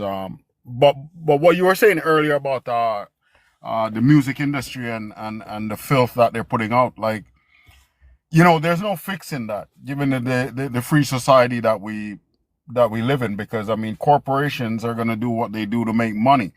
Unfortunately, we're so wrapped up in our ignorance that we can't see that what they're doing is, all the negativity is just directed towards our community. What they direct towards our community and our people is they will not do that in their communities. So I don't know when we're gonna wake up and understand that as a people, but I mean, we've been conditioned on so many levels, just like Empress said earlier, that you know, the way they'd have certain men to do certain things and all these things, and the damage from slavery and all of that. But I mean, right now it's pretty much no different, because we've been so conditioned from even then till now and have been unable to create our own culture, that create a new culture that will impact us in a positive way, so we're not looked down on, and other cultures taking us for granted and disrespecting us is not the norm. And our kids don't have to be subject to that and think that, yeah, that's okay because I'm black, you know. So there's a lot of work, and even me, right now I'm gonna start working on. I mean, I have some projects in the pipeline that I'd really like to start to do in Jamaica to try to impact the community in a positive way, and the young kids, because we so need it, man. We so need it. We need it. Definitely, and that's a good thing, because when people like you guys can come together and start doing certain things, when you look at certain of these celebrities or people what you would call celebrities, they are powerless. Like a lot of people think that their money gives them power. Look at our black celebrities; they're powerless. They can hardly do anything for these communities. Matter of fact, a lot of them are not even making much money from the music. It's just the fame, and they get what you call endorsements. So this company might give them a certain car to drive, like BMW might give them a Jeep, or this, will give them, they get endorsement, and they get women and so forth. It's no different from back in the days, like watching Spartacus movies when the gladiator would, shell down the arena. The master for the slaves, for the gladiators, would give them a bunch of whores and wine. That's is the same thing. There's just endorsement that they're getting. So you might look at them and you think they're making this money that they're flashing. That's all fake. It's just an illusion. And then they sing about the lower standard of women, and then these women follow those deception and delusions. So they carry themselves certain ways, not realizing that even the women that those men are singing about, guess what? They don't want their woman in their house dressing like that. Like I see one of these artists who sing about certain things. His wife, his child's mother, I don't know what the relationship status is. That child mother came out on the internet and posting pictures in bikini, and he got so mad that he wanted to report her page to Instagram. So he was so offended by it. But yet, those are the type of women he sings about in his music. So you see the hypocrisy? That's the level of hypocrisy, and these women are so delusional to not realize, hey, they only sing about this for the music and for the video and that, but not that's not what they want for their wives. So stop giving yourself. Yeah, go ahead, Empress. Go ahead. No, my love, I was with you. I was saying to myself that is the thing. So, like you're saying, the men are singing about this, and at the same time, they don't want their wives to be like this. But guess what? I found even when a man looks directly into a woman's face and tell you directly that this is not what I want, or this is what I look for, or whatever, a woman will convince herself and say, no, say, I'm gonna make that man a change. Yeah, man, him gonna love me. Yeah, him normally not like girl like me, but him I gonna love me. And so this ego thing is not normal. No, for why, I don't know, try, not you, but most women, trying to talk to them is just impossible. But no, like Cosmic is absolutely right, because it's just like, look at Vibes Cartel and see them right now. It's like people don't understand it. But listen, it doesn't matter. There's some things that are innately in men. Yes, I'm just like a man. He'll have it. Most men, even married men, they will have their wife at home, nice wife at home, but they'll go out to a strip joint or a brothel or whatever the case may be and have his fun. But he don't want his wife doing that, and he'll never marry or have a woman like that as his wife, because it's in him. It's in him. It's innately in him. It's locked into his paleo brain. Those kind of women he will not take for a wife. So no woman who carries himself like that can ever think that this is what a man wants and she can change him. It'll never happen. He'll go to a coffee shop and pick up a woman who has no education and no money and takes her home and marries her, because she's in her feminine way, she's dressed casually and she's docile. But women can't understand that. Your point, Danny. Sir.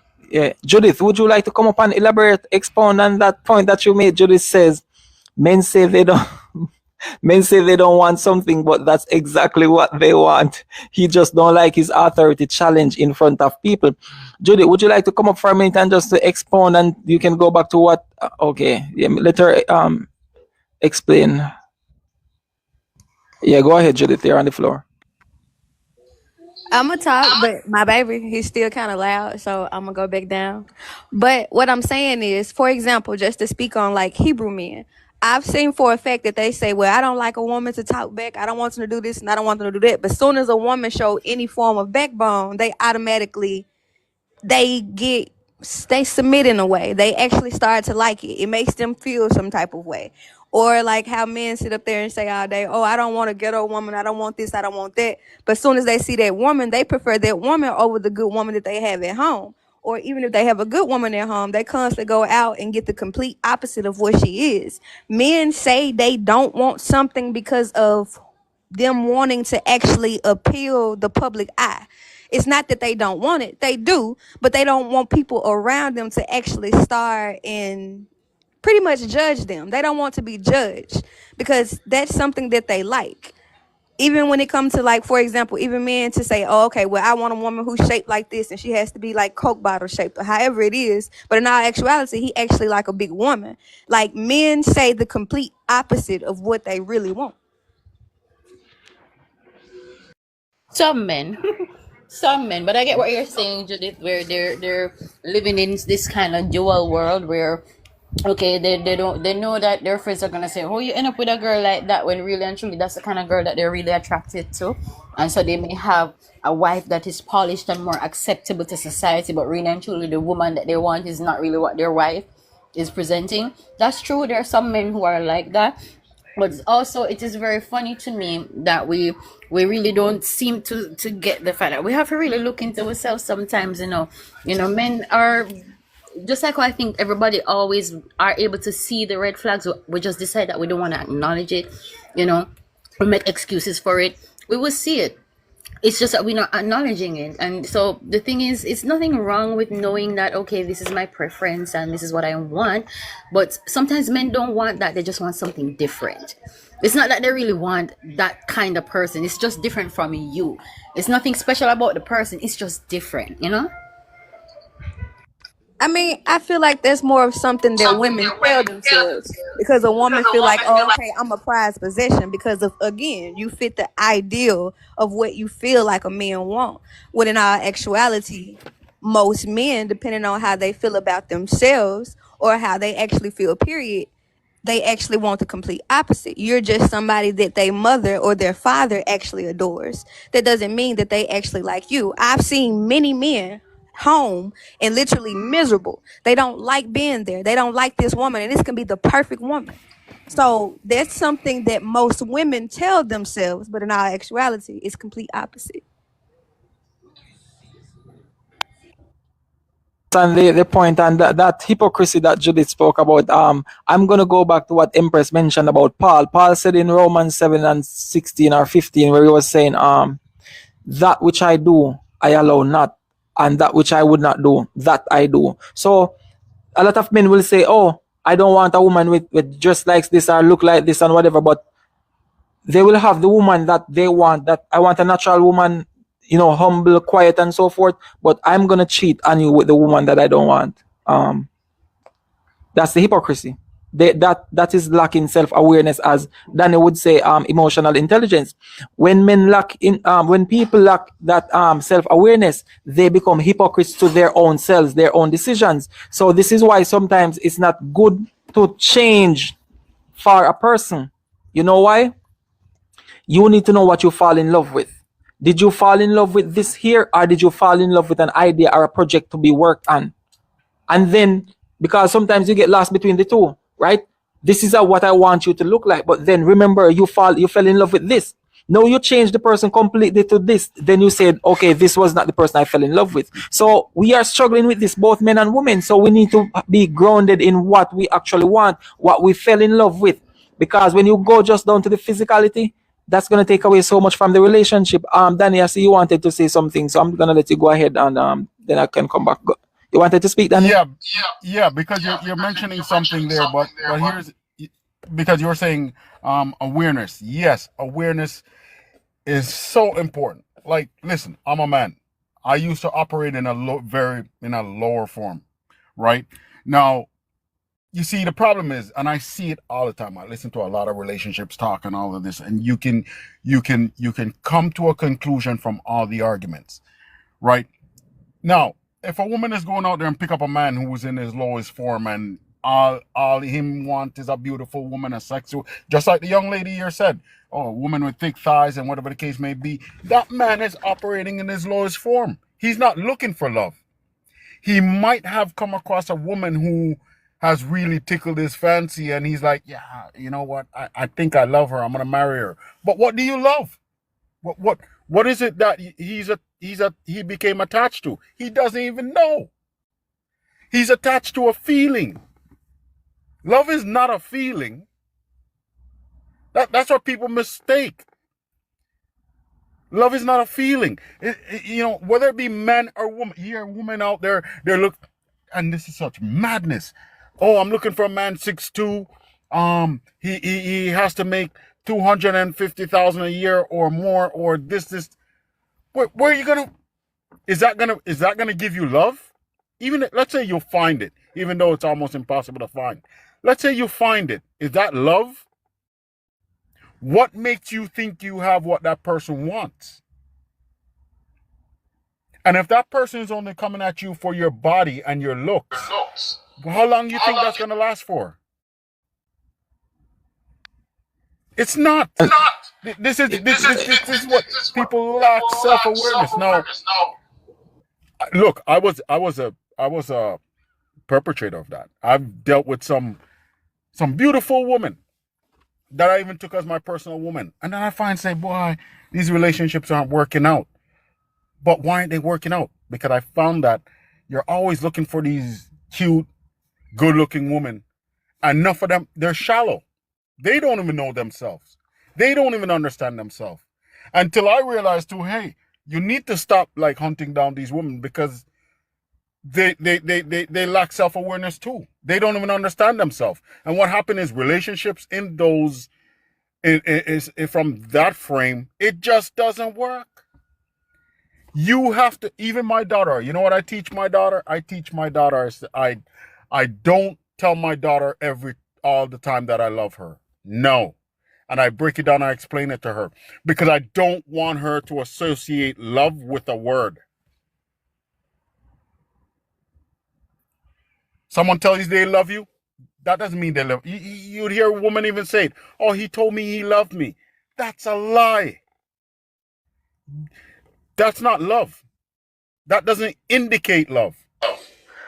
That's true. That's true. And this is why I always, even in my reasoning, Danny, in my reasoning, I always try to let people go to a certain experience to say, even if you say the word love, what is the experience that you're attributing to love? Because I might have an idea of what love is to me, then I'm now going to impose it on this woman. So when she says she loves me, I think we mean the same thing. I'm imposing my idea upon you. And this is where people lose themselves in relationships because they go by what they hear rather than what they experience. You see what I'm saying? So basically, women will go by what they hear, men will go by what they see, and this is why men tell lies and women wear makeup, because you go to the appearance of what you see. So all those bras that they wear, that's not how they look. Those makeup they put, that's not how they look. So men are going to be deceived by what they see, and women are going to be deceived by what they hear. So until we start come to this realization or this reality of truth, that's the only time we can be neutral in certain things or understanding certain things. I saw a video on TikTok recently where a woman was talking. She looks American, but she was talking, oh, I need some farmer men who will do this and do that and so forth, And I was looking at it, and then I look and see she was wearing a wig or something looked fake, But afterwards, she get into an accent like, you don't think I'm serious? Then she kind of talk a little bit Jamaican. So I said, sound as if she's Jamaican, but she went away a long time, because she sounded more American. But I was saying to myself, me personally, not speaking on behalf of men, I don't know how to take a woman serious that wears makeup, fake nails, all of pasting those, I don't know what the hell that is up here. I don't know how to take those women serious. I cannot see myself taking those women. It does not matter what words come out of their mouth. I personally cannot take them serious. So naturally, I do not gravitate to these people because I'm not going to put myself in a situation where I'm going to fight with you to say, hey, look at me. I'm a Rastaman. I'm bush up. You cannot wear makeup beside me when we're going out. It does not compute. It just does not add up. So me personally, I cannot take those women serious. So there's no way I can go ahead. Like we're talking about the hypocrisy of men. Oh, I want a woman natural and so forth. Then I'm going to cheat with somebody who wears all these eyelashes and paste down the. No, not me. I cannot take these women serious. So there has to be a reality where I'm seeing that, okay, she's natural, she's in the soil, she doesn't have a problem getting some dirt under the nails, then I can take you serious. And that's just me personally. I'm not speaking on behalf of men. That's just it And is for me. that's exactly the key. That's exactly the key. Because guess what? You're a self-aware man who knows what you want now and knows what you're looking for, and you will not settle for less. And that's where self-awareness comes from, right? Because now you have the understanding. I have the same understanding. I don't want a woman walking down the street half naked. I don't want a woman who also is an attention junkie. Because if a woman is an attention junkie, that's a recipe for disaster as well, right? A woman has to be self-aware enough, love information. I don't want, like most you hear some men talk about, oh, I want a woman to be submissive. No, I don't want a woman to be submissive to me. If I can't prove to you that I have what it takes to not even say be a leader, because I don't want to lead my woman. I want us to lead together, right? Because I'm not, the mindset of men being over women. You got to prove yourself to a woman. No woman should come up under any man and the man talking about, you have to be submissive. What is she submissive to? Have you proven yourself? Like all that idiot mentality. But definitely a woman who wants to know more and curious about life and curious about information and all of this and understand the world, understand what she wants, where she's going, dealt with her traumas and all of those things. Yeah, that's the type of woman I'm talking about. Good point. Overall, Go ahead. me personally, like, and I'm touching on a few points. I'm touching on a few points that everybody have said. Overall, like, just to start off with one thing, I don't believe that most men actually do realize that they literally do fall in love with just what they see. And I'm saying that because even in scripture, most of the time that they're actually talking about a man falling in love, the first thing they say was he instantly seen her and instantly knew, all right, okay, this is the person that I love.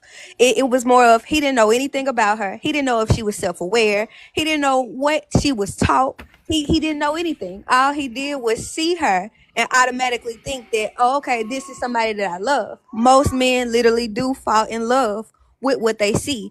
And this is another thing that a lot of men actually say. They try to completely remove the fact that, oh, okay, love is not just a feeling, because most men don't even know how to feel. Most men are not tapped into their emotions. Most men, like, they try to say that they are aware, but in all actuality, you're aware of what you want. But are you actually aware of yourself? Are you actually aware with your emotions? Just because, like, you know how to control your emotions. You don't get angry easy. Like, you're not as toxic as this, that, and the other. But are you actually aware? Because love can also be a feeling. Not saying that's the only thing that it should equate to, because you can actually feel that you love this person and not do everything that you're supposed to do as a man. For example, with him saying, okay, I don't really want to be a leader. I don't really want to do this, and I don't really want to do that. But in all actuality, technically, by logic and by how it's supposed to go, you're automatically in a leader position. That's basically what you automatically is. So it doesn't make sense to me, because love can be an emotion. I can know for a fact that you can do all of these things in the world for me, and I still do not love you. You can do everything that you're supposed to, and I still don't love you. So it can also be an emotion, but it's also an action as well. So a lot of men take that out of there, and that's because most of them aren't tapped into their emotions at all. Well, I can get where you're coming from, Judith, but I have a different perspective slightly. I think we need to go back to what the Bible says love is not. The Bible have a good scripture that says love is not this, love is not that, love is not this, and love is patient, and love is kind, and love is whatever. Love is a broad term, and I think the emotions can express a feeling of what it is to be in love, but I don't think that it's the same exact thing, because as we say, we're not all aware of ourselves that we can say, okay, I'm having a feeling of attachment, or I'm having a feeling of love, or having some sort of emotion. They just said, I am in love, I love this person. Automatically, you might love something about the person. The person might do something that makes you feel that love, but what happens when the person stop doing that? What happens when that person changes? Because we're all growing and changing. You understand me? So if there's a fixed definition of what love is, then even when emotions come and go, love is still love. You understand me? Feeling can come and go. I can be in a relationship and not like my partner at the moment, but I still love my partner. You understand? At the moment, I'm not liking you, but I love you. It doesn't change. So that is the problem. We have this emotion and we think that this is the thing. So therefore, when we get in our feelings now, as we say in Jamaica, we get in our feelings, we get in the feels, then automatically I'm thinking, I don't love you anymore because you make me feel this kind of way. So that's where we need to go back to, what does the word of God say that love is? But this is why I said you can't just completely equate it to emotion, but you also have to identify that emotion is still there. Now, if you actually love that person, to move past the fact that, all right, they did something to you to where you completely are turned off, you are completely detaching yourself from this person. If you love that person to actually continue to be long suffering, continue to endure, and continue to do all the things that you're saying scripture do, then yes, that's actually a person again that's in tune with who they are, their emotions, and what they're supposed to do in that relationship, and not just remove themselves for worldly reasons. But that does not take away from the fact of it's still an emotion as well. I don't know. I have a tough time with the emotion answer to love.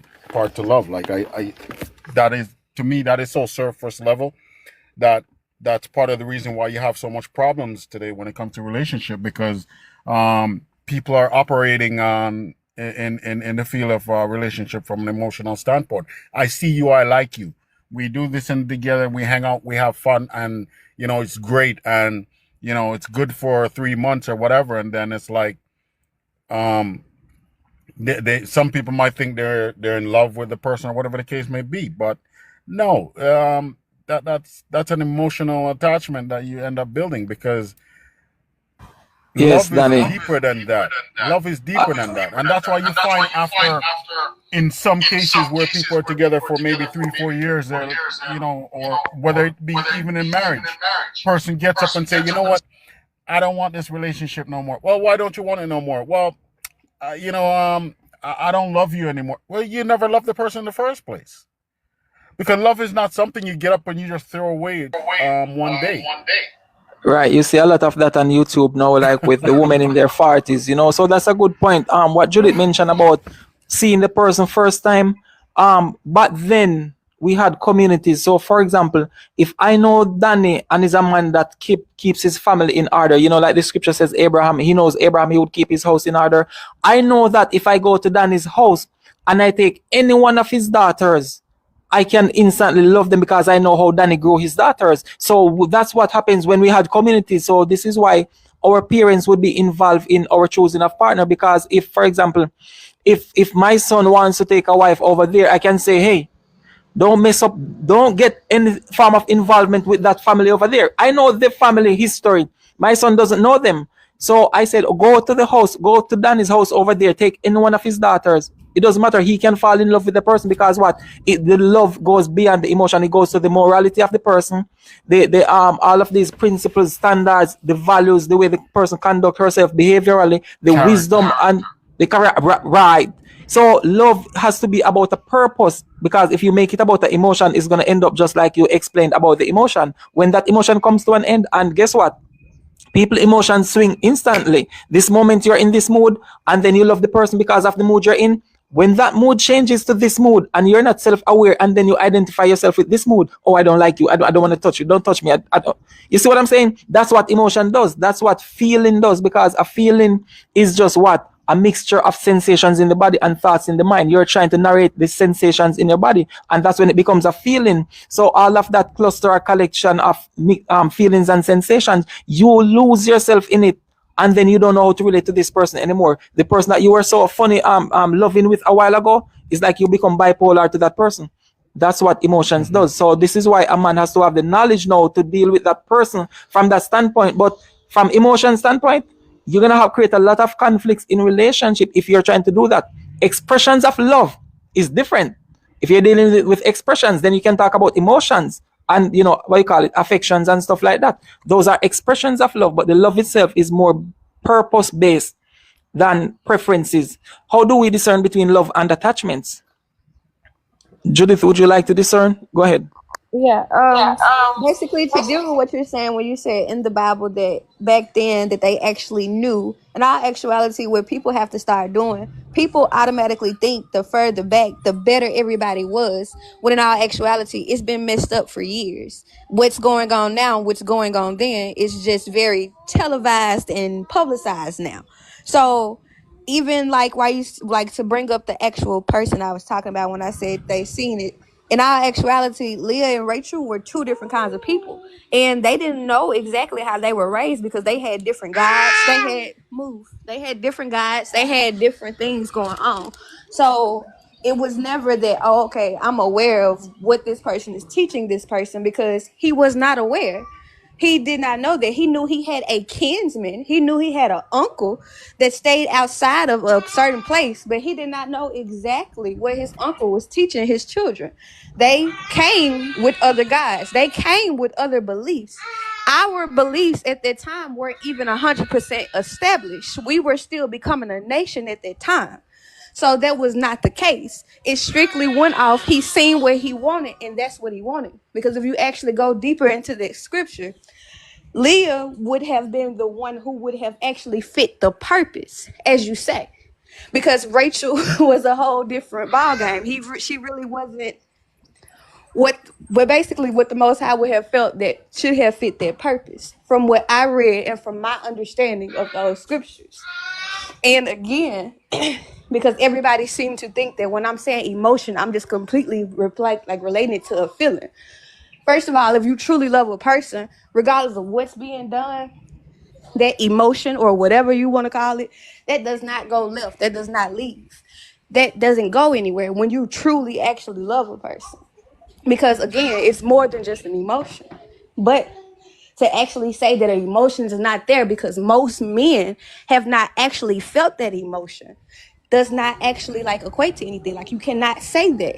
And the only reason most men say that is because most men have not felt that emotion. Perspectives are going to be different. Let me give you an experience for me, right? I've encountered this more than one time in relationships. Like I said, women, the emotions and the attitudes sometimes govern their intelligence. For example, I was supposed to meet my wife at a certain time. She got upset because I came later than the time. No, guess what? Because I arrived at home later than the appointed time, dinner is ruined because of that. So this is what I'm talking about, love serving a purpose. If you know that we're going to have dinner together and I'm late, right? Why would that change your mood to the point where no longer you don't want to have that dinner? You know the purpose of dinner. Why would you no longer want to eat? So from my standpoint, you're not going to eat dinner. Guess what? Guess who's not going to eat also? I'm not going to eat.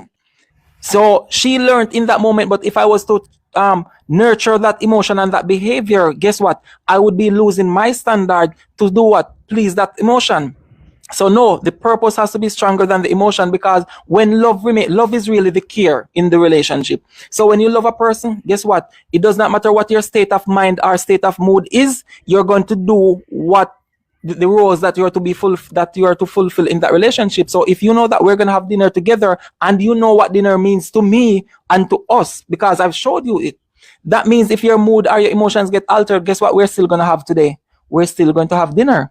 We will deal with the emotions afterwards or something, but don't ruin this because your mood says this. And this is one of the things some people cannot get. So emotions should not overpower the care in the relationship or the love. Yeah, I Question: see why Why you want would to you speak, Judith. equate her emotion to? Why would you equate her emotion to love to actually fixing your dinner? Because that is something that she was supposed to do, and her getting angry caused her to do that. But that does not mean that the way she felt about you was altered. She just got in a feeling and just basically went ahead and did certain things out of anger. That don't mean that how she felt about you went out the window. Yeah, but here, sorry, go ahead, Empress. Oh, I was Maybe it just, was my internet. I don't know, but can you repeat a little bit? oh, Judith, Empress, you want to speak? I'm not hearing you guys. okay. Can you hear me? Yeah. Okay, awesome. So I was saying, I understand where you're coming from, Judith. The problem though is, yeah, you do have to acknowledge that the emotion exists and it's occurring and it's happening. But when there becomes a problem is when you and that emotion becomes one. When you cannot, I always tell in my past relationship, this is what I used to do, and I encourage anybody to do it. You're in a relationship, you go through the honeymoon phase, you tell yourself you love this person and you're now together. The honeymoon phase has passed, and maybe you have your first conflicts together. Rather than dwell on the conflict and let it get to the point where now you are hating each other, you have to get back to the point of trying to ask yourself, what was it about this person that I loved? Has that thing changed? What was it that made me feel like I needed to connect me to this person on an intimate level? Has that changed? Am I just feeling this way because of this circumstance right now? And can I get over this circumstance? Can we work on this circumstance and move on? Or did that person change what is baseline, what is acceptable then? Right, once we can go back to that stage where, okay, yeah, we're having problems now, maybe money caused a problem and now we're not communicating, maybe it's some jealousy, maybe it's some other things in the relationship that is causing a breakdown in it. If we cannot go back to establishing why did we get together in the first place, what was the reason for this connection, does that purpose still exist, can we still work on this, then your emotions then now will dictate your actions, especially in the case of women. Your emotions will dictate your actions, because we can carry anger from one place to the next for several days, if we're not careful on acknowledging what is happening inside us, opposed as to what is happening to us. I don't think that Um, it's actually something that would be at the beginning, because I believe that's a lot of what y'all are doing and why y'all actually like not really understanding the point of what I'm making. Because every time y'all respond, y'all instantly say at the beginning. You can actually start to feel a certain emotion, a real love emotion for a person later on once you realize everything that you all are actually talking about. I'm not just speaking on the love, like the puppy dog phase, because that's what we would call it. I'm not just speaking on the beginning, a puppy dog phase of what everybody feels at the beginning. That's not what I'm saying, because not all the time do a person off top feel what I'm speaking on at the beginning. Sometimes it's established later on. Sometimes after years of being together that person actually see it. Like, it's different. That's what I'm saying. Most people, like, the emotion that y'all are talking about are literally just really what it is. It's a feeling. But that's not the emotion that I'm talking about. well, this is something I listen to quite a bit, and what I've come to understand is a lot of people don't.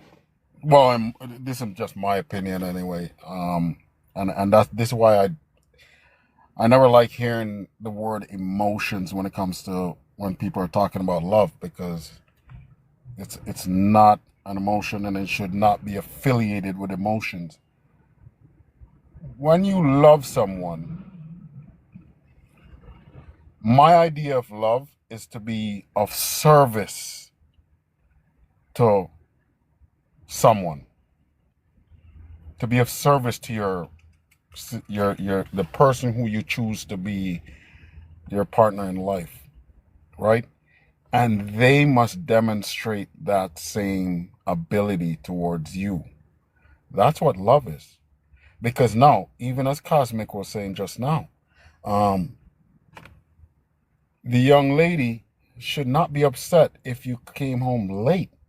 and now disrupt your energy, disrupt your ability to question eating the food or don't want to eat the food, and now your whole energy is shifted. To be of service is to be understanding. He's home late. You don't want to add to whatever caused him to be late. Be of service to him or her. Have a conversation later on when the time is right. That's part of being of service as well.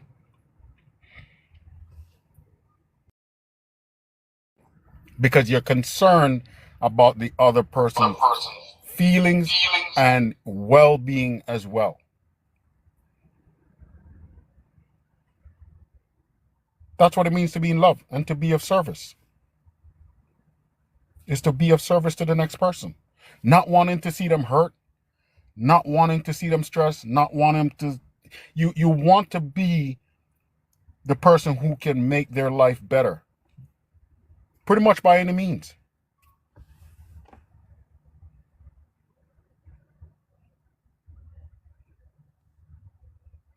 And I think I understand that what Judy is also saying, but like I said, love and expressions of love can be manifested in different ways, you know. And I see that, like, reciprocity. Love needs reciprocity, you know. So understanding and care and trust and these things are expressions of love, but they are not the sole purpose of love, but they are expressions of it. Just like we said, there's one thing, but there are many manifestations of it. So the love can be expressed through different things. So guess what? The woman is going to need validation. Guess what the man is going to need?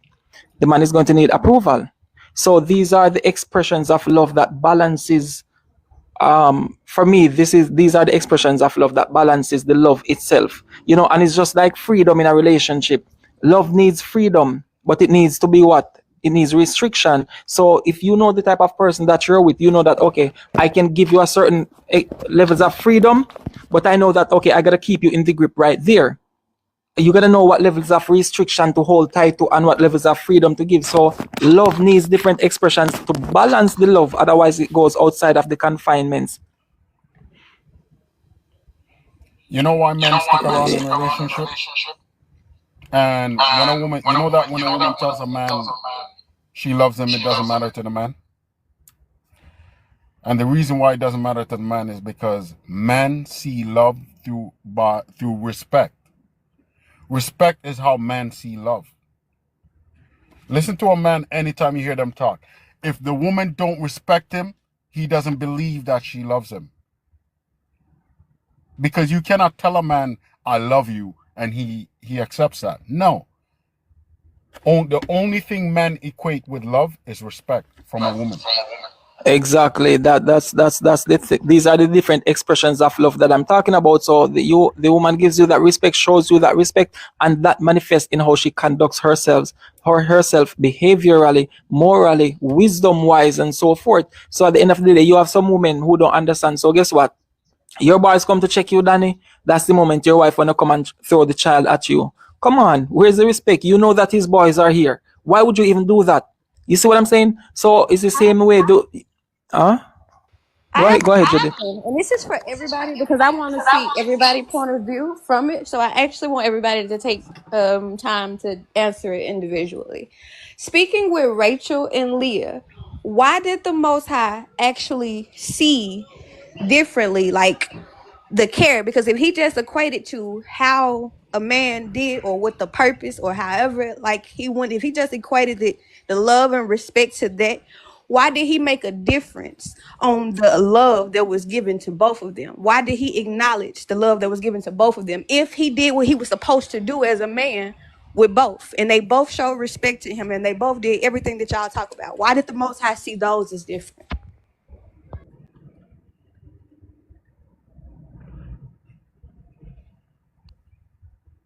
As different because remember, you know what was happening with Rachel towards Leah. She was showing a form of bad energy towards her. So the scripture talks about in the law about the woman beloved and the one hated. Now, what happens with Jacob? Sometimes we confuse preference with love. Like Danny was saying earlier, if a woman wants a man 6'2" that makes 250,000, guess what? That is her preference, and we have no power to dispute a woman's preference. Just like if I want a woman natural hair, no makeup, no nails, and so forth, that's my preference.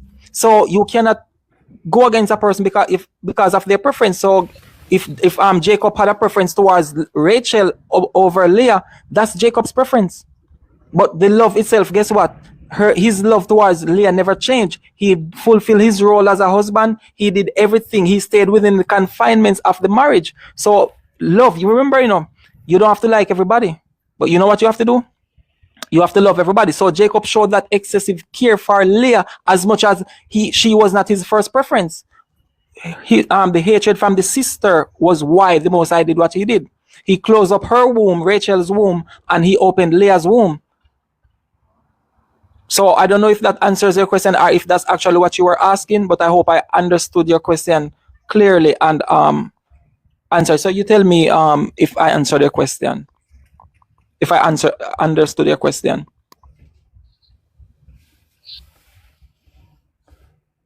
Hold on, sorry.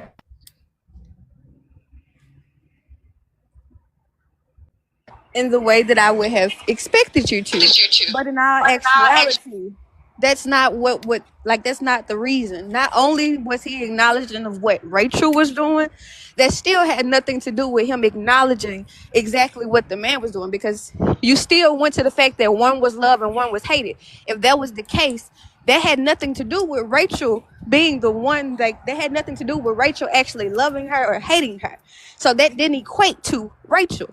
That equated to Jacob. So again, like you're like, that's basically trying to go on and ignore the main problem in this situation. And the main problem in the situation was still the Most High acknowledged that he actually for real loved Rachel and just fulfilled his duties with Leah. Point blank, period. I heard that. Yeah, but I get oh, where go she's ahead. coming from. I totally get where she's coming from. That she's basically saying that there was an acknowledgement. If I'm reading into what you're saying correctly, there's an acknowledgement of the emotions of Jacob as it relates to was it Rachel versus Leah. He will still do what is called for him to do as a husband who loves his wife for the other one, but his emotions and his feelings or his heart is set on the other. Is that, am I reading you correctly? Yeah, that's somewhat what I'm saying. Yeah. Context, that's what I'm saying, with preference. Just like, for example, if a woman has a preference for a man that is 6'2" and $250,000 per year, if that same woman ends up finding herself in a relationship with a man that is 5 feet and makes 100,000 per year, guess what? She might just fulfill the regular aspect of the relationship according to the confinements of the relationship, but how she would go above and beyond for her preference 6'2", 250,000, that's going to be different. But the love itself, the main things that are confined in the love itself, guess what? It's still going to be in both situations. Yeah, it's still going to be found in both relationships. You see what I'm saying? So we have to always.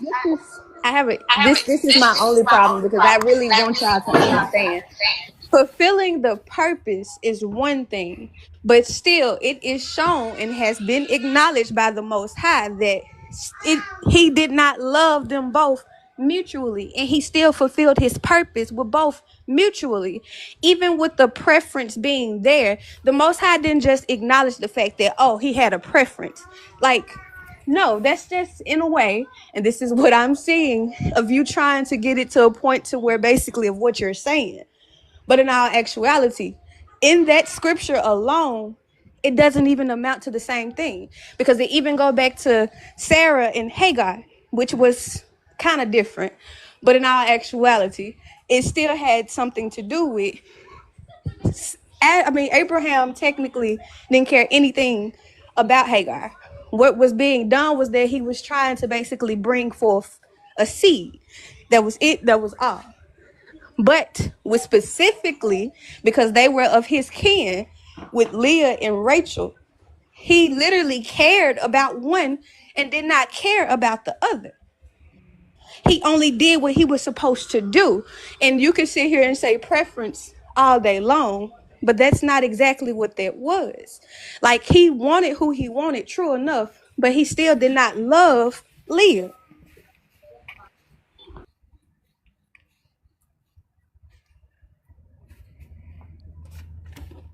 Towards her. He wanted, remember, he signed the agreement for who? Rachel.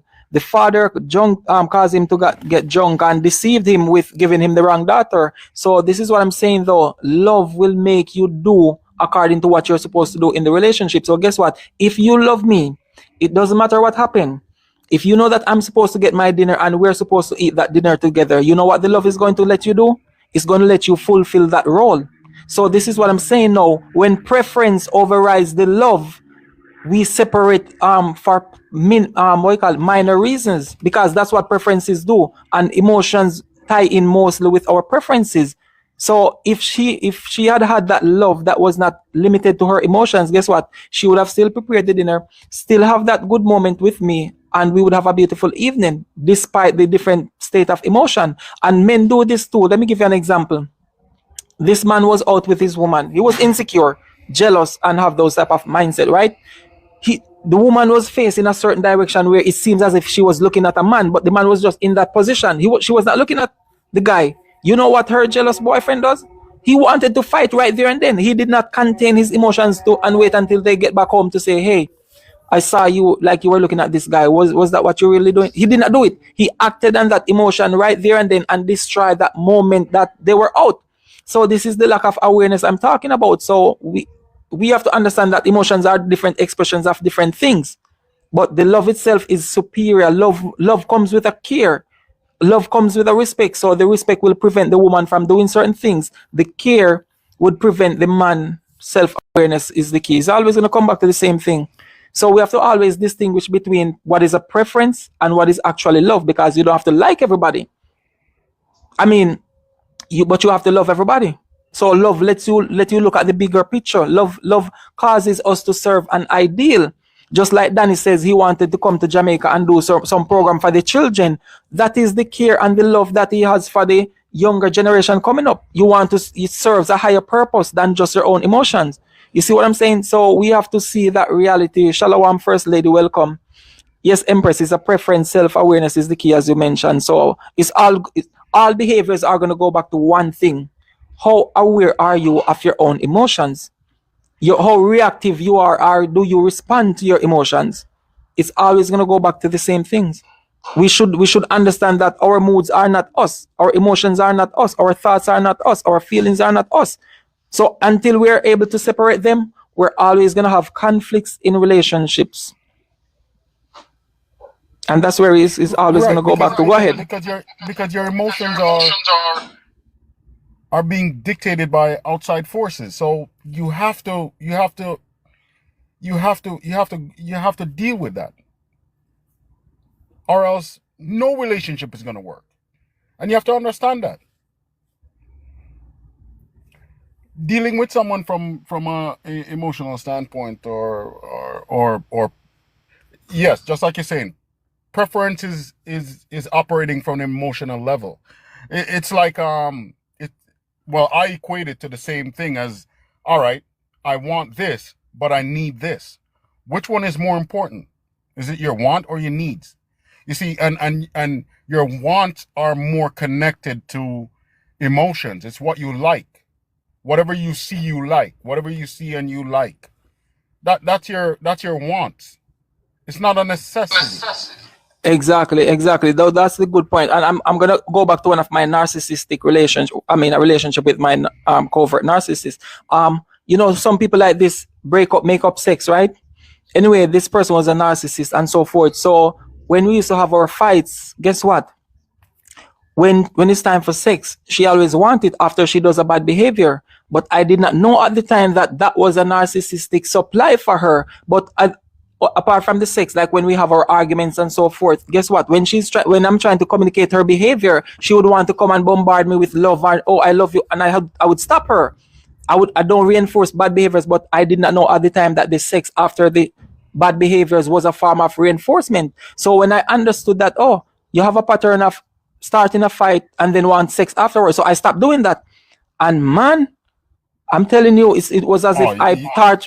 sorry, Go sorry to ahead. cut you, man, but you were being manipulated and you were being abused at the same time. That's what that behavior is. Right. So when I cut off, when I recognized that, okay, every time after she argues, she wanted to have sex, then I cut off the sex. So when I cut off the sex, man, she became a beast. She became a dragon. What I said, Danny. So, yeah, go ahead, Empress. Go ahead. I was just acknowledging what you guys were saying, and I was just saying you basically starved her for supply. It's like a crackhead that don't have crack when they need the crack.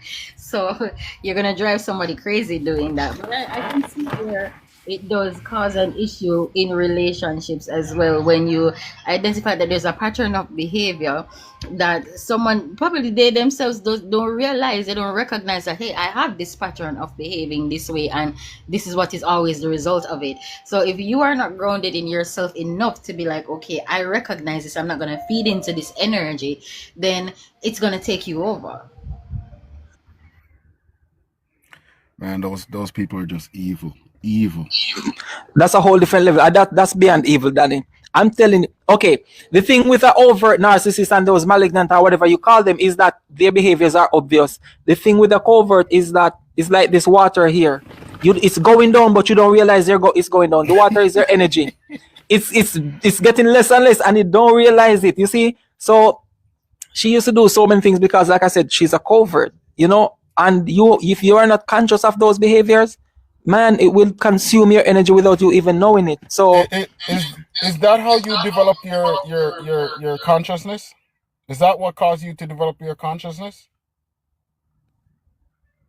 the Bible from back in 2016, so I developed it from the scriptures. I got my I would say I established it more from experience though, because you know normally when you get into something, whoever is teaching you is gonna control what you learn. But then after a period of time, through experiences, that's what gave me the knowledge, because knowledge is revelatory. Knowledge is not something that is taught.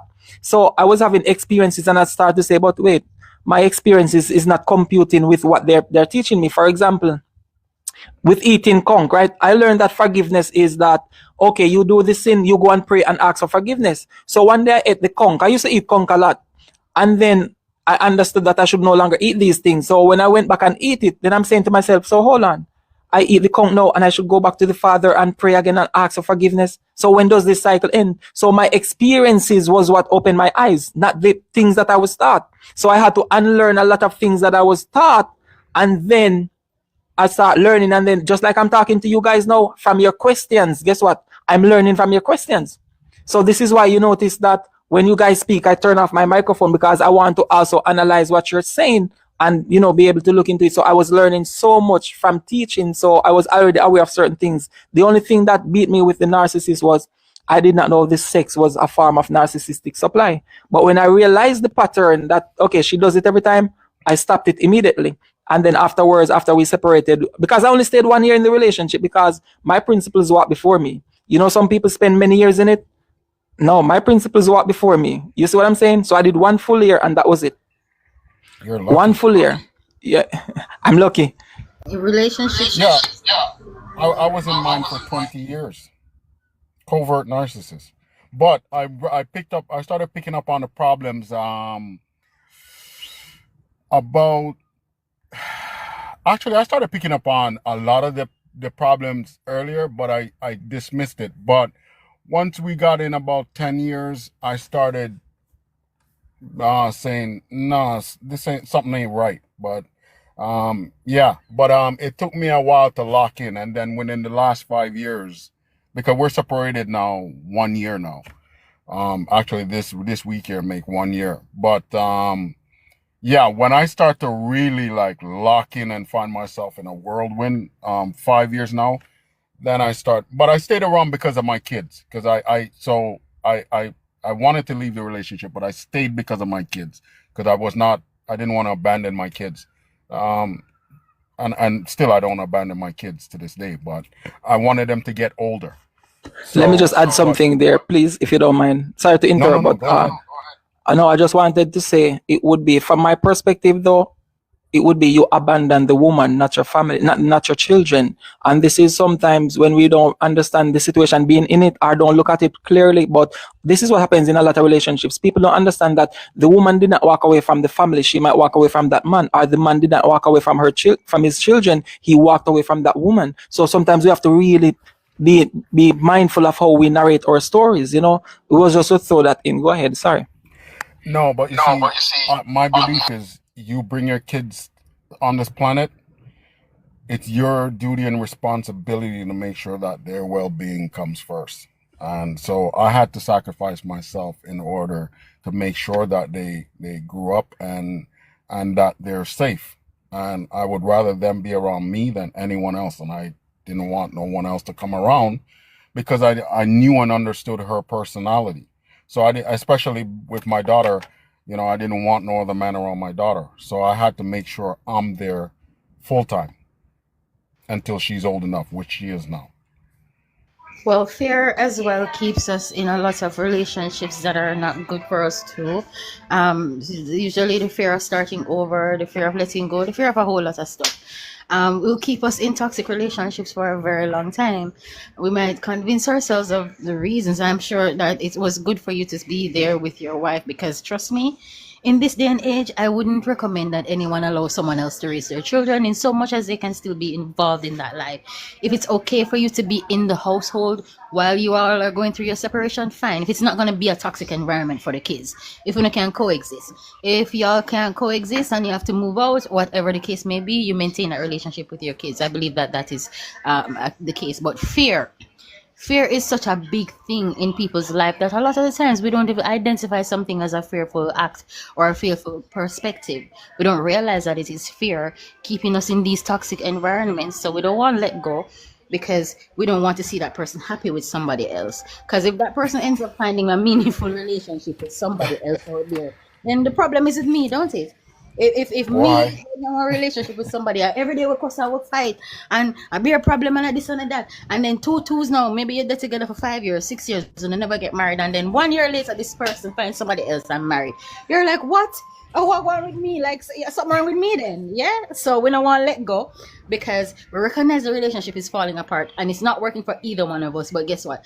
I am so toxic that I would rather be miserable with you than to know that you could possibly find happiness out there with someone else. Well, here's the thing. I'm an empath. I'm an empathic type of personality person, right? And I'm an introvert. So, you see, I was able to, deal with the problems in the relationship because, it's not out of not wanting to see her with someone else. But I mean, I work for the city in Toronto here. I work for the city of Toronto, and believe me, and it doesn't matter where you look, the stories are not, there's no shortage of the stories and the things that happen to children when you're not around or could happen to your child when you're not around. So, I see a lot of stuff firsthand working for the government. So, for me, no, I just wanted to make sure that especially my daughter is safe. I wanted to leave a long time ago, but I couldn't because I don't want anyone to come around my young daughter. She's 16 now. I ended the relationship last March. I said, that's it. So, but I mean, for everyone still, they got to know what's important to them and what they can tolerate from what they can't. But, I would rather sacrifice myself than to know that someone comes around my child and damage my child at her tender age for the rest of her life. It's not just women that sacrifice in relationship. Men do, but men just don't talk about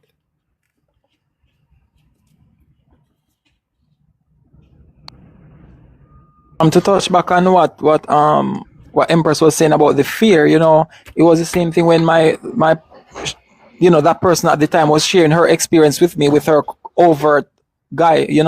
She was telling me like traveling from her place to go and see the guy to bring because they had a child together. So when a child is involved in a narcissistic relationship, it's very different from when there's no children involved. Like in my case, you see what I'm saying? So it was easier for me to get out as opposed to a person who has children with a narcissistic partner. So I have no judgment towards that. You know, however time a person stays in it, the good point is that you realize the patterns and everything, and you came out, and now you're working on yourself, and you're passing that, you know, healing thing, going to the thriving or whatever it's called. So all praises to the Most High for where you are in your journey. You know, I'm not the type to condemn a person. Oh, why did you stay so long in it? Oh, no. Your experience is your experience.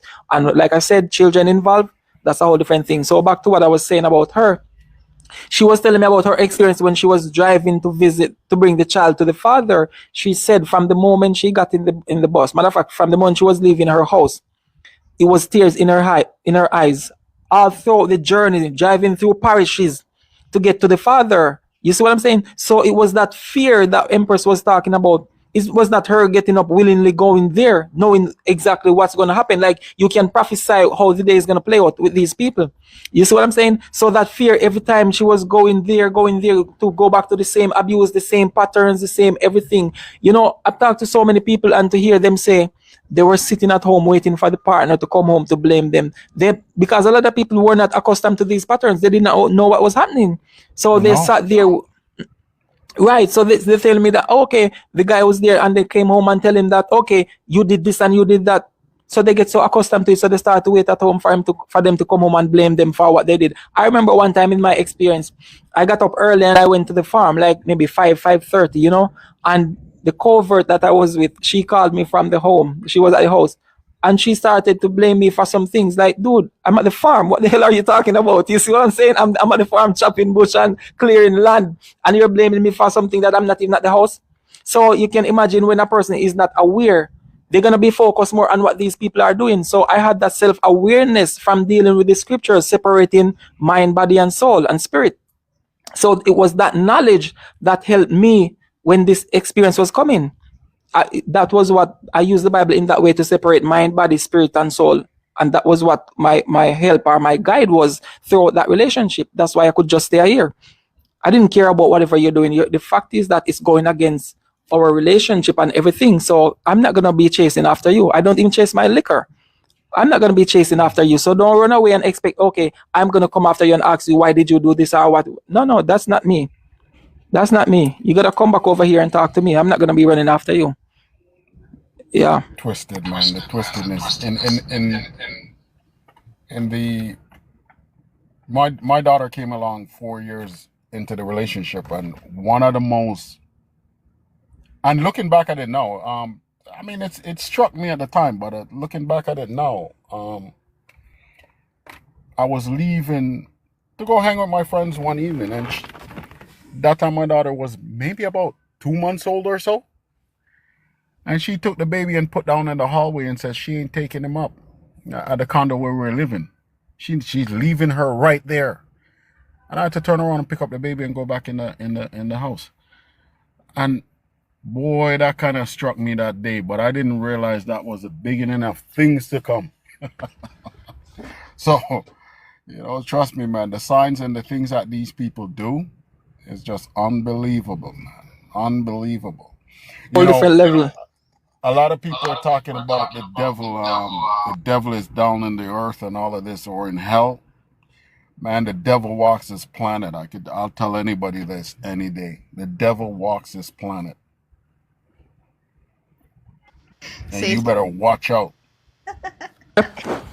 They manifest themselves in covert narcissists, in police, in soldier, in this, in that. You know what I'm saying? But these people is everywhere. They're on a whole different level, I'm telling you. And if you lack that awareness, it can put you in deep, you know, because I know people who are still recovering. And you mentioned that you're an empath. And I always talk to Empress about this empath thing. People who are empath, most of the times too, they have a problem having that complete self-awareness, and that puts them in positions to make decisions that they will regret for a long period of time. Because once you're an empath, and you don't have that awareness, you know what happens? When you're an empath, you have to first look for what is it inside of you that you're lacking, because the very trauma inside you as an empath is going to attract a person that needs rescuing, that needs to be saved. So this is why when you take out these people, they're naturally attracted to toxic people. It's natural with these empaths if the self-awareness is not there, because you might meet a person just to help, but you cross that line with sex. You see what I'm saying? And most of the times they are feeding up on your empath, that energy in you, they're feeding up on it. And you don't realize because you want to rescue that person. You think it's love. You're attached to something. Some wound inside of you is attached to the wound inside of that person. And there's a mutuality that bonds you guys together. It's the desire to save somebody, but it's yourself that really needs that saving. So you find a lot of empaths end up with alcoholic partners, abusive partners, or people who are just toxic, who are just worse than you, because it shadows your real inner problem. Because if you have a certain wound and this person has a bigger wound, guess what? You no longer have to focus on this small wound. So what is it about you that is attracting these type of people? We have to turn inward to say, okay, let me see what part of my trauma is attracting these people's trauma. So sometimes we have to do that thing, because most empaths, they really get caught up in these relationships. Most empaths that I talk to are north. They really get caught up in those steps. In my case, though, I examined because let me tell you something. 5 years ago, when I took on the psychological, mental, and all of that, and started learning certain things and understanding certain things, it's like I did that deep dive. You have to do that deep dive into yourself, because I'm like, well, what wound or trauma do I have? And I examined my life. I went right back to childhood, from Jamaica right up to here, and there is no wound for me. I'm just an empathic person. I like to help. Well, if you want to call it a wound, trying to help people, then that's it. But that's not a wound. I mean, I'm just they say I'm a person with light. I'm a light person, as I say. but I just like to help people. Now, I wasn't traumatized from Jamaica. I wasn't beaten or anything like that. I'm from the countryside. Life was good. Life was good in Jamaica. Like, yeah, we were poor, but you didn't know you were poor. You know what I mean? You had acres to go do whatever you want. Yeah, we weren't beaten or abused in Jamaica, not in my house. And I come from a big family, so and then immigrated here. Life was still good. So I couldn't connect my situation with that. I just connected with just being a good person who tries to help people. That's what I connected with. Or someone who when I got in a relationship with her, I was genuinely ready to settle down. That's what I told myself. I was ready to settle down. I wasn't into no running up and down with women and all that. I was done with that. I mean, I was single for a year when I met her. So I wasn't into running up and down and all of that. I had female friends who would hang out casually, nothing happening. We go hang out and stuff, and I cut them off when I met her, because I thought, she possessed some of the qualities that I was looking for, which is she was independent, and she had a good job, good career job that she is still in today, and she was in that job from when I met her. So, she was good, but character is where I dropped the ball. You can't just look at a person's looks and their ability to make money or whatever the case may be. Man, character. Pay attention to that character. That's what you got to look at first. Forget about everything else. Looks, money, whatever they drive or whatever they have. No, look at character. But that's a mindset I was in back then. And that's the thing, because when we live in a state of delusion, that's why I said earlier, we always see certain things that give us pause, especially in the getting to know you phase. Even in the honeymoon phase, there are always little things, little signs that are there. We will justify them. We will tell ourselves that that is not what we are seeing. We will make excuses for it. We will, even if we recognize a pattern, we will tell ourselves that, there's something wrong with you, because look how the man good in a this, and this, and I just, that are gonna make body all these things. You understand me? So if we are not willing to do that kind of introspection and understand what is our driving force, what is it that motivates us, what is it that pushes us to want these things, and the next thing too, you have to be fulfilled in yourself so that you're not looking for another person to fulfill you. Otherwise, people will let you down all the time. It's something that we have to learn. I am learning that. It's not an easy lesson to learn, because you will fall back into patterns very easily if you're not consistent with the work that you're doing on yourself. So as long as you're doing that work on yourself, then you're better able to cope with different scenarios and circumstances in life, Absolutely. Yeah, yeah, we have to always be working on ourselves because even for me, after that year, even if though it was just a year, it took me 6 months before I started to really purge my body and my mind fully, not completely, but to a certain extent from the residues of what left in my body, because I was telling Empress about my the fear and the anxiety that I was going through from the betrayal. I was, hey Danny, I was telling her like this. You watch Freddy Krueger movie with Sorry, but they do laugh it up because I understand exactly what you're I, going through as you I mentioned these know you things. It's have to like a understand it. trigger in certain things for me. It's I know you have crazy. to understand it. Hey, my experience with the anxiety, I was telling her, that claw that Freddy Krueger uses, it's like it's this hand inside my stomach doing this. And it's inside, so you can't do anything with to it. It was so dangerous. Hey, I used to feel like there were pebbles in my eyes. I couldn't open it, I couldn't close it. I don't know what to do. It was so painful. Somebody's coming up. Hold on, let me add this person. Yeah, that the experience was so terrible, and I had to go through 6 months. You must know the state of mind I was in. I couldn't even deal with another woman in for 6 months. I was totally locked off, meaning I was just working on myself. I never chose another relationship to distract myself. I'm a person who believes in healing, so I never distracted myself. That's the one thing. So I purged my mind and my body to a certain extent. However, the residues of the body took a longer period, and that's why sometimes some people falter. You see what I'm saying? Because the residue stays so long and it brings a discomfort in your body. But it was my awareness that allowed me to sit still and endure the suffering. Kwanak, what happened? And endure the suffering. You see what I'm saying?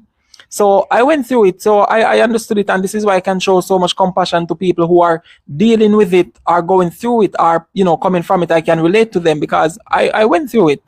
The fear, the anxiety, man, the fear was so terrible because guess what? Because hold on, let me tell you about my fear.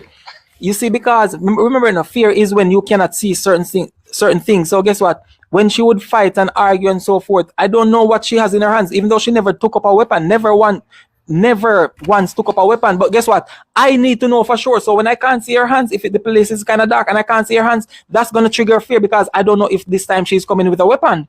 You see what I'm saying? So that fear. Let me tell you how bad it was. Like when she would call me to say, "Hey, I'm leaving work now. I'm coming up." Hey, just just by getting that phone call, that fear,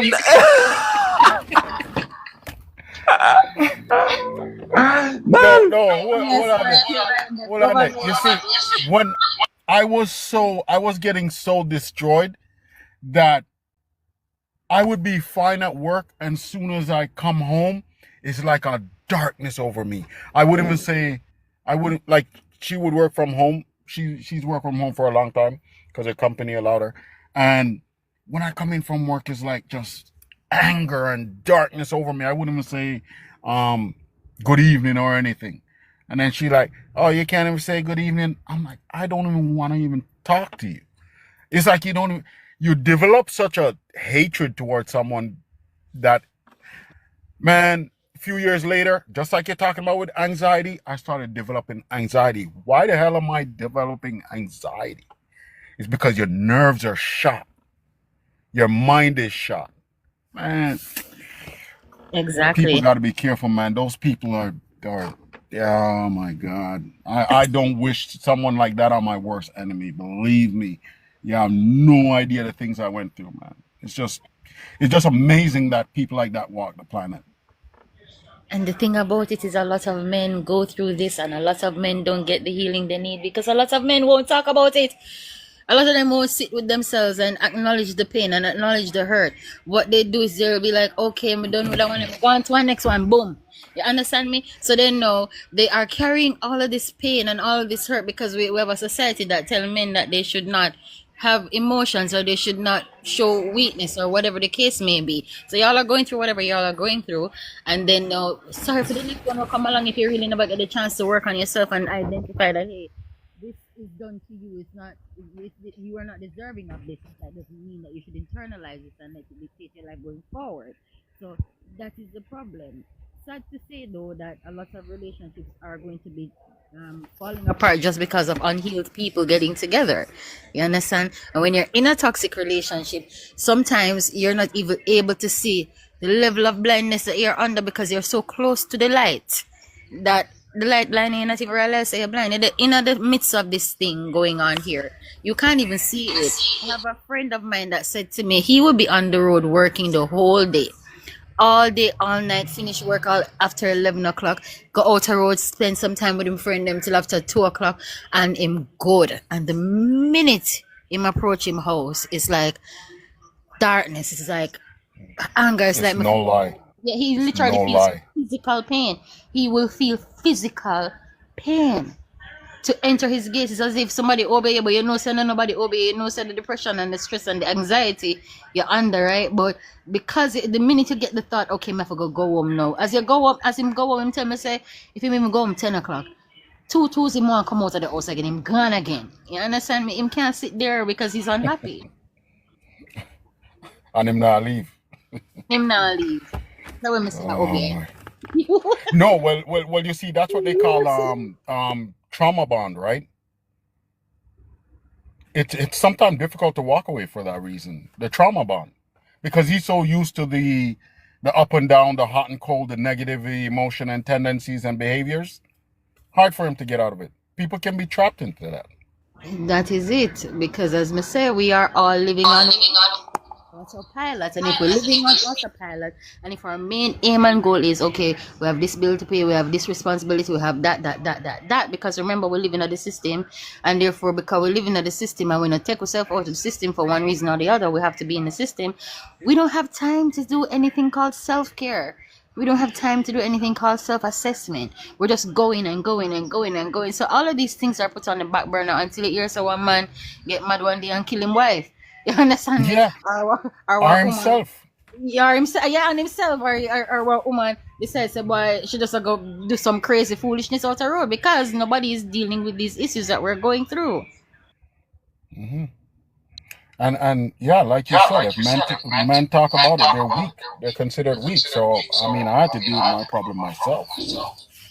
Yeah, it's like, it's like a hopeless case for men, but I want to touch on the religious institutions when it comes on to these things, like some people in their congregations or assembly, whatever they call themselves, they try to control how you go about relationships, but one of the things that they don't do is they don't really assess to say, hey, you brother, you've been with us for a while and we've seen certain patterns and I don't see where you are ready for a relationship. So this sister over here, I don't think you guys should be getting together. You need to work on certain things. You need to work on certain things, and then afterwards, because this you find a lot of these types of relationships in religious institutions, because the churches are these really institutions are about their own goals. So guess what? They will take two unhealed people and put them together just because it maybe glorifies their congregation or something. But what these people really needed was some form of healing. Because guess what? This sister might come to that congregation because she wants knowledge about the Most High and stuff like that. But this brother is there to you're getting high off these doctrines because you will have this pain inside and you don't know how to deal with it. So you use these scriptures to pacify your mind, but that's not fixing your problem. So this sister over here thought that, oh, this is a man of my own belief, so let's get together. And then you destroy this sister over here. You see, so even in these religious institutions, these things need to be discussed, and the elders of the congregation should, not force people to get together, but at least say, hey, brother, you've been with us for a while. I don't see where you are ready for that. You need to work on this. I see your anger issue with these people. So work on those patterns. You see what I'm saying? Yeah, go ahead, Empress. People pretend in church. So I don't believe that. Again, it's another system, Andrew. So it's another system. So if the system is there and the system itself is corrupt, don't expect the church to be able to do that. The system is already corrupted there. You understand me? So when people go to church, this is the biggest stage. It is the biggest stage because you're the holiest, you're the richest, you're the nicest, you're the dissest. If you notice, when you go to church, everybody is putting on a show. So whatever pastor see from sister so and so on a Sunday morning or a Sabbath morning, it's not the sister Monday to Friday. It's not the brother Monday to Friday. What them see in a church, even the deacon and the deaconesses, where them always present when pastor need help, and them always a do this and them always a do that. The people have a different personality in different circumstances. So no, it is not effective. One, the system not make for that. The church system never built for that. Them not go do the right job anyway. And two, people are pretenders. So the pastor go look on a brother so and so. Say, brother, me notice say there, so you have this a problem, you have this a problem, you have a people pretend. But do you think the church have an evolution problem? Because here's the thing, based upon what you guys are saying just now, and it just kind of clicked to me. Now, it just clicked to me, and I believe that in today's day, if the church really cares about its congregates, the church should have a full-time counselor, have someone who has a certificate in counseling or whatever the case may be, to counsel people within the church that needs it, or especially people who are getting married. Make sure that these people are getting married for the right reasons and not for the wrong reasons. And to also service the rest of the congregation if they really care about them. Because a lot of people who also end up in church end up in there because they're also seeking help.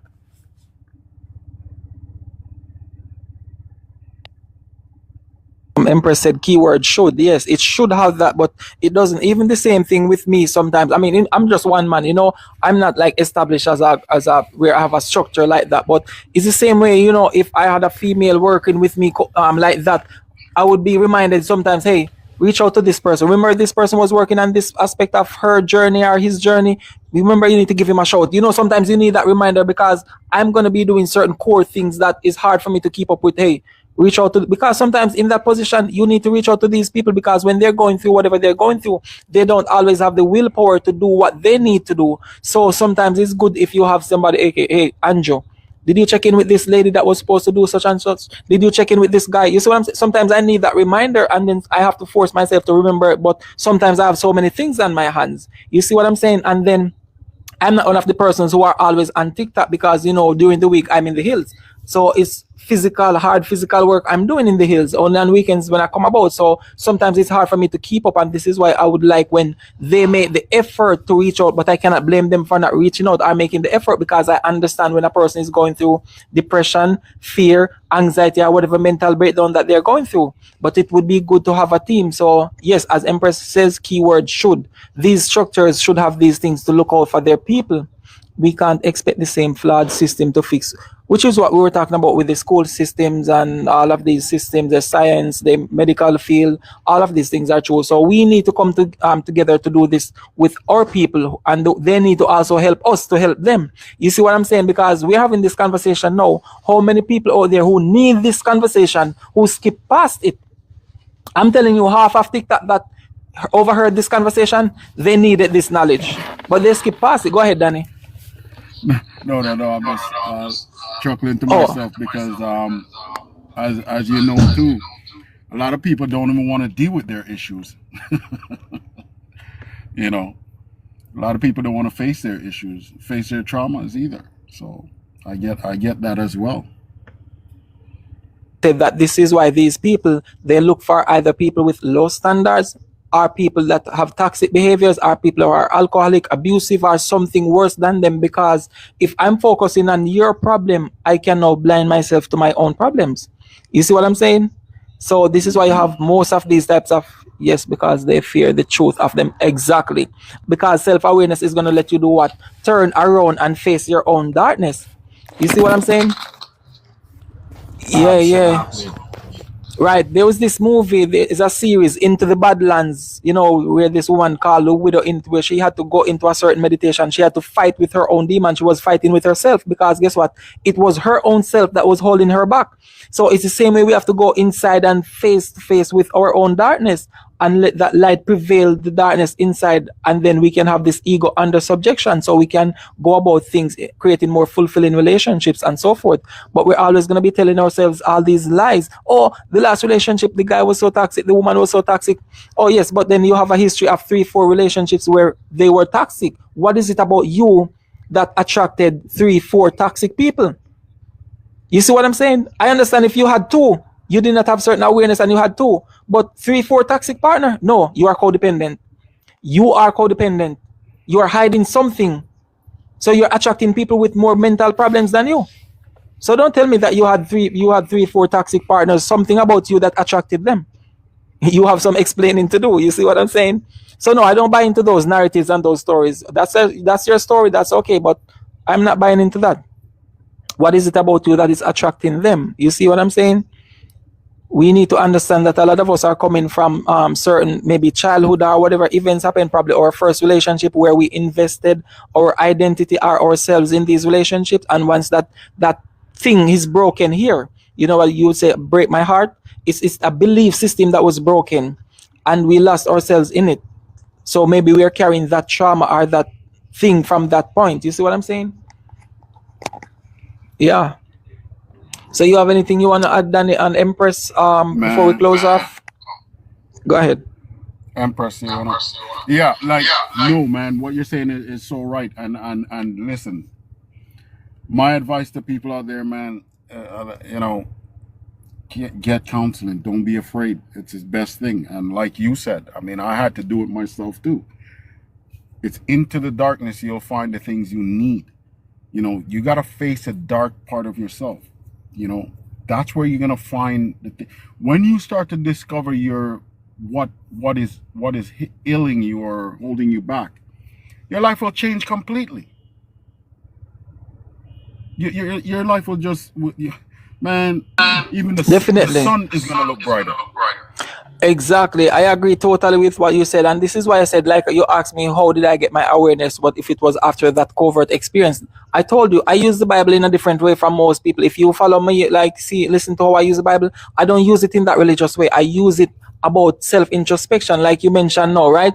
I'm saying that light in you, you have to call forth it from beyond the darkness. Like it says in Genesis, there was darkness on the face of the deep. And they said he called forth the light from beyond the darkness. It's that same thing in you. That light is there, but these darkness are the different state of mind, the emotions, the different experiences of the flesh, fear, anxiety, confusion, frustration. All of these are the darkness in the flesh. But you have to call forth the light from beyond, because light will always outpower darkness. You see what I'm saying? You don't need to do anything about the darkness. Once you start shining the light, guess what? Darkness has nothing to do but to disappear. So we have to understand those layers of our own existence. So this is why I use the Bible in a way more to deal with your own, self-introspection or self-examination and so forth. I don't need to be debating a person, okay, what about the sun, the moon, and the stars? Or what did Isaiah mean when he was prophesying? No, I'm not going to have that conversation with you. But we can talk about our behaviors, because there's a reality that we can both deal with. You see what I'm saying? So that's what the Bible means for me. Prophecies will manifest and they will whatever on their own timing. I don't need to get into all of that. Whatever your understanding of that is, but we can talk about our behaviors. How do you deal with this situation? How do you deal with that situation? You see what I'm saying? How do you treat people? How are you treating the widow, the fatherless and the widows? How are you dealing with these single mothers? Are you helping them to have sex with them? You see what I'm saying? What are you doing? That's what the Bible means for me. Yeah, so yeah. Mind, body, and soul. Wisdom, knowledge, and understanding. Absolutely, man. I totally agree. One thing I want to add too is, people don't understand how they also contribute to their own suffering. But I don't know, for anyone out there, operating from, a surface level, in the, aspect of their life, like, listen, figure out who you are as a person. You need to figure out who you are as a person. And this lifestyle of running around with random people, sleeping around, I don't think people understand. And I wish I knew this when I was young. I don't think people understand how dangerous it is, because there is so much negative energy that you're also bringing into your life by doing that I don't think people understand how it's going to affect them then and later on in their life. So this lower self operating lifestyle, you will invite all kind of things in your life from people who are just filled with nothing but darkness to even having children with people like that and Right. wasting your life as well with people like that. Yeah, Amongst other that's true. things, could be disease, anything. So Yeah. people need to be aware of that. Be aware of yourself, know what you want and know what you need. Do not sit out there running up and down. Stay by yourself if you have to. Learn yourself. Pay attention to yourself, what's necessary for you, what you will tolerate and accept into your life. Do not be out there running up and down with kind of random people. You're doing so much more damage to yourself. Yeah, that's true. And one of the things I always talk about is that convenience. You know, a lot of people, they get into relationships for the convenience, but what they don't realize is the real troubles are the real effects of those relationships. They start when some form of commitments get in the picture, and most of the times those commitments are somebody get pregnant. Once the woman gets pregnant, this is now you see, okay, now they start to fight for a relationship. They know that it was not a relationship. I was just there. I was settling. You are not what I want. And he knows that she's not what he wants, but they're doing it because it's convenient. And it's when the pregnancy comes into the picture, the real reality start to come out. You see demons start to manifest. You see what I'm saying? Yep. So like a guy goes to a party, you see a woman, the way she shakes her booty, you want that. You're having sex with her, she put it on you so good, guess what? You get attached to that energy and everything, you see? And then you keep doing it over and over until you build up over a period of time. Now she gets pregnant. You realize that shit, you don't want her because she just is this way. And no, she's going to be the mother of your child. She's that same woman that she used to spread out in the dance hall. You see what I'm saying? No, she's that figure in your home because she's bringing forth your child. So it's like you're already creating single mothers and single fathers and then regrets and everything. So you become bitter because now you are forced to accept something that you went against your principles. This is what I talk about, sin and the reward of sin. The sin is, you know that this is what you stand for, but you betrayed what you stand for. So now you're faced with a consequence. Sin is knowing something and you going against your own principle. That is what sin is. You transgress your own principles. So you are punished by that very same sin. So guess what? That woman gets pregnant for you. That's your punishment to your own sin because your knowledge or your intellect knows that don't get involved with this type of woman. You still do it. What is your punishment? What is your reward for your transgression? A baby. No, you're going to spend more years with this woman or having to deal with this woman. You see what I'm saying? So this convenience sex that people are doing, hey, I'm 5 months into my semen retention and it's going good so far. You see what I'm saying? So I'm not saying I'm there yet, but I know I have it under control. No porn, no masturbation, and I'm just aligning myself with my morality, my consciousness, my everything. You see what I'm saying? So I'm still a work in progress, controlling that. It's just another aspect of my own being that I'm mortifying. As Paul says, I die daily. So this is a beautiful feeling when you reach that stage where you can have that semen retention. You see what I'm saying? Because a lot of these people you see walking around, they are so hooked on porn and masturbation that they cannot even separate themselves from, you just want whoever to leave the home so you can just close the window and just go on that TV. These people need deliverance, man. You see what I'm saying? So yeah, go ahead and add. No, I'm just laughing, man. You're so right. I mean, I'm by myself for 1 year now, and believe me, I feel great, man. I'm by myself. I don't even know when or whatever, if I'll get into another relationship because I don't know, man. I don't know if I could even deal with the problems or whatever the case may be, and the level of relaxation that I have.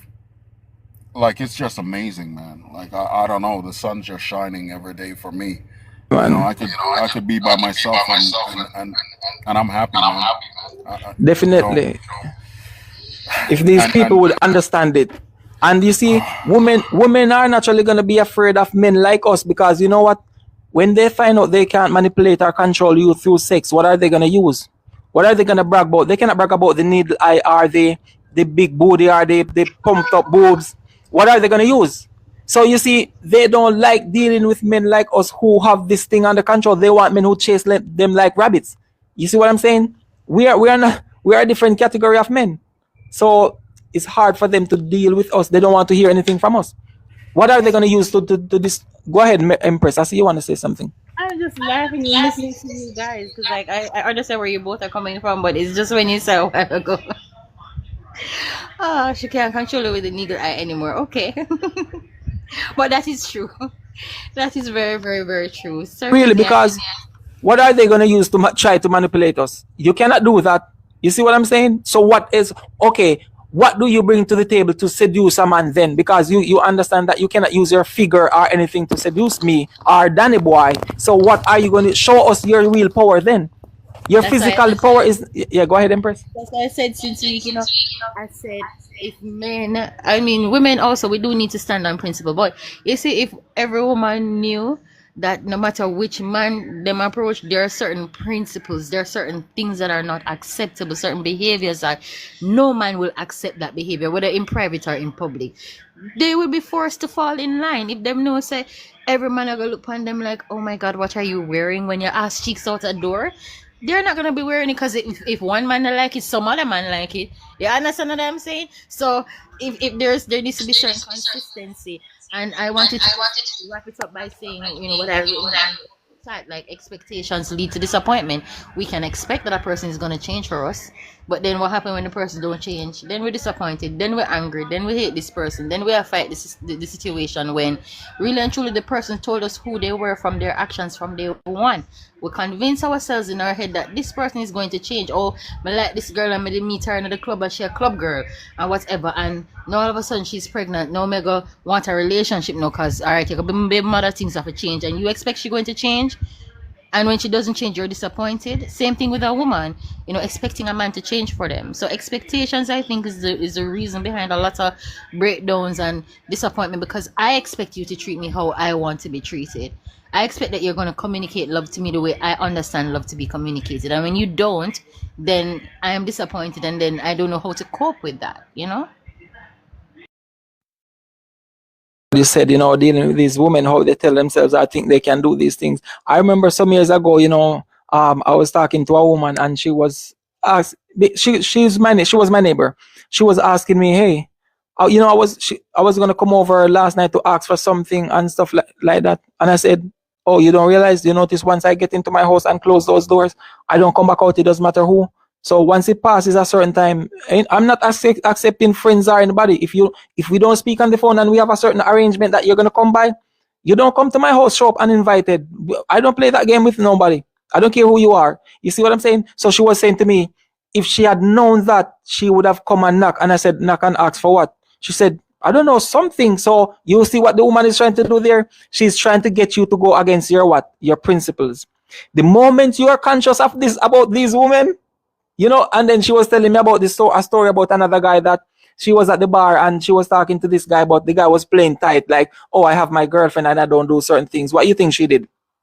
She seduced and manipulated that guy just to get her to go against the very thing that he said he would not do. So when you become conscious and you understand that these people are out there, it's not that she wants you, but she will just do whatever she needs to do just to see if you would betray your own principles. And then she can laugh at you. You see what I'm saying? So when they find men that they cannot manipulate through sex or desires or anything pertaining to that, you know what they're left like? They're left looking stupid. It shows that you have no real power or no quality. Yeah, definitely. So that we had a good conversation today. And Danny boy, thank you again for joining in. And yeah, No, it great was a good conversation. as usual. I mean, yeah. These are as I said, these are the conversations I like. Which, test your keep you on your toes, basically. Yeah, keep you on your toes, and then it's good information for the community. So we need more of this. Yeah, definitely. It would be good if more people would join in and share their experience or add their 2 cents, whatever they can add. So that would be good. But hopefully over time, consistency, well, everybody's consistency is different. Our consistency might be once a week. you know, because you might have your work, I have my things to do, Empress, so, but we can at least come together once a week and so forth. So we still appreciate that, you know, and give praises to the Most High for that. Hopefully people will come in over a process of time and share whatever they need to share, you know, feel comfortable enough to say, hey, I can let out, I can let loose, I can be vulnerable on this platform, and they share their own experience, understand that they're not being condemned or judged about whatever they've been through. You see what I'm saying? So yeah, it's good. So thank you guys for joining in, and thank all of you guys that came in. You know, I appreciate you all. So see you guys next time. All right. Shalom, Yeah, man. shalom. Have a blessed week, everyone. All right, Danny boy.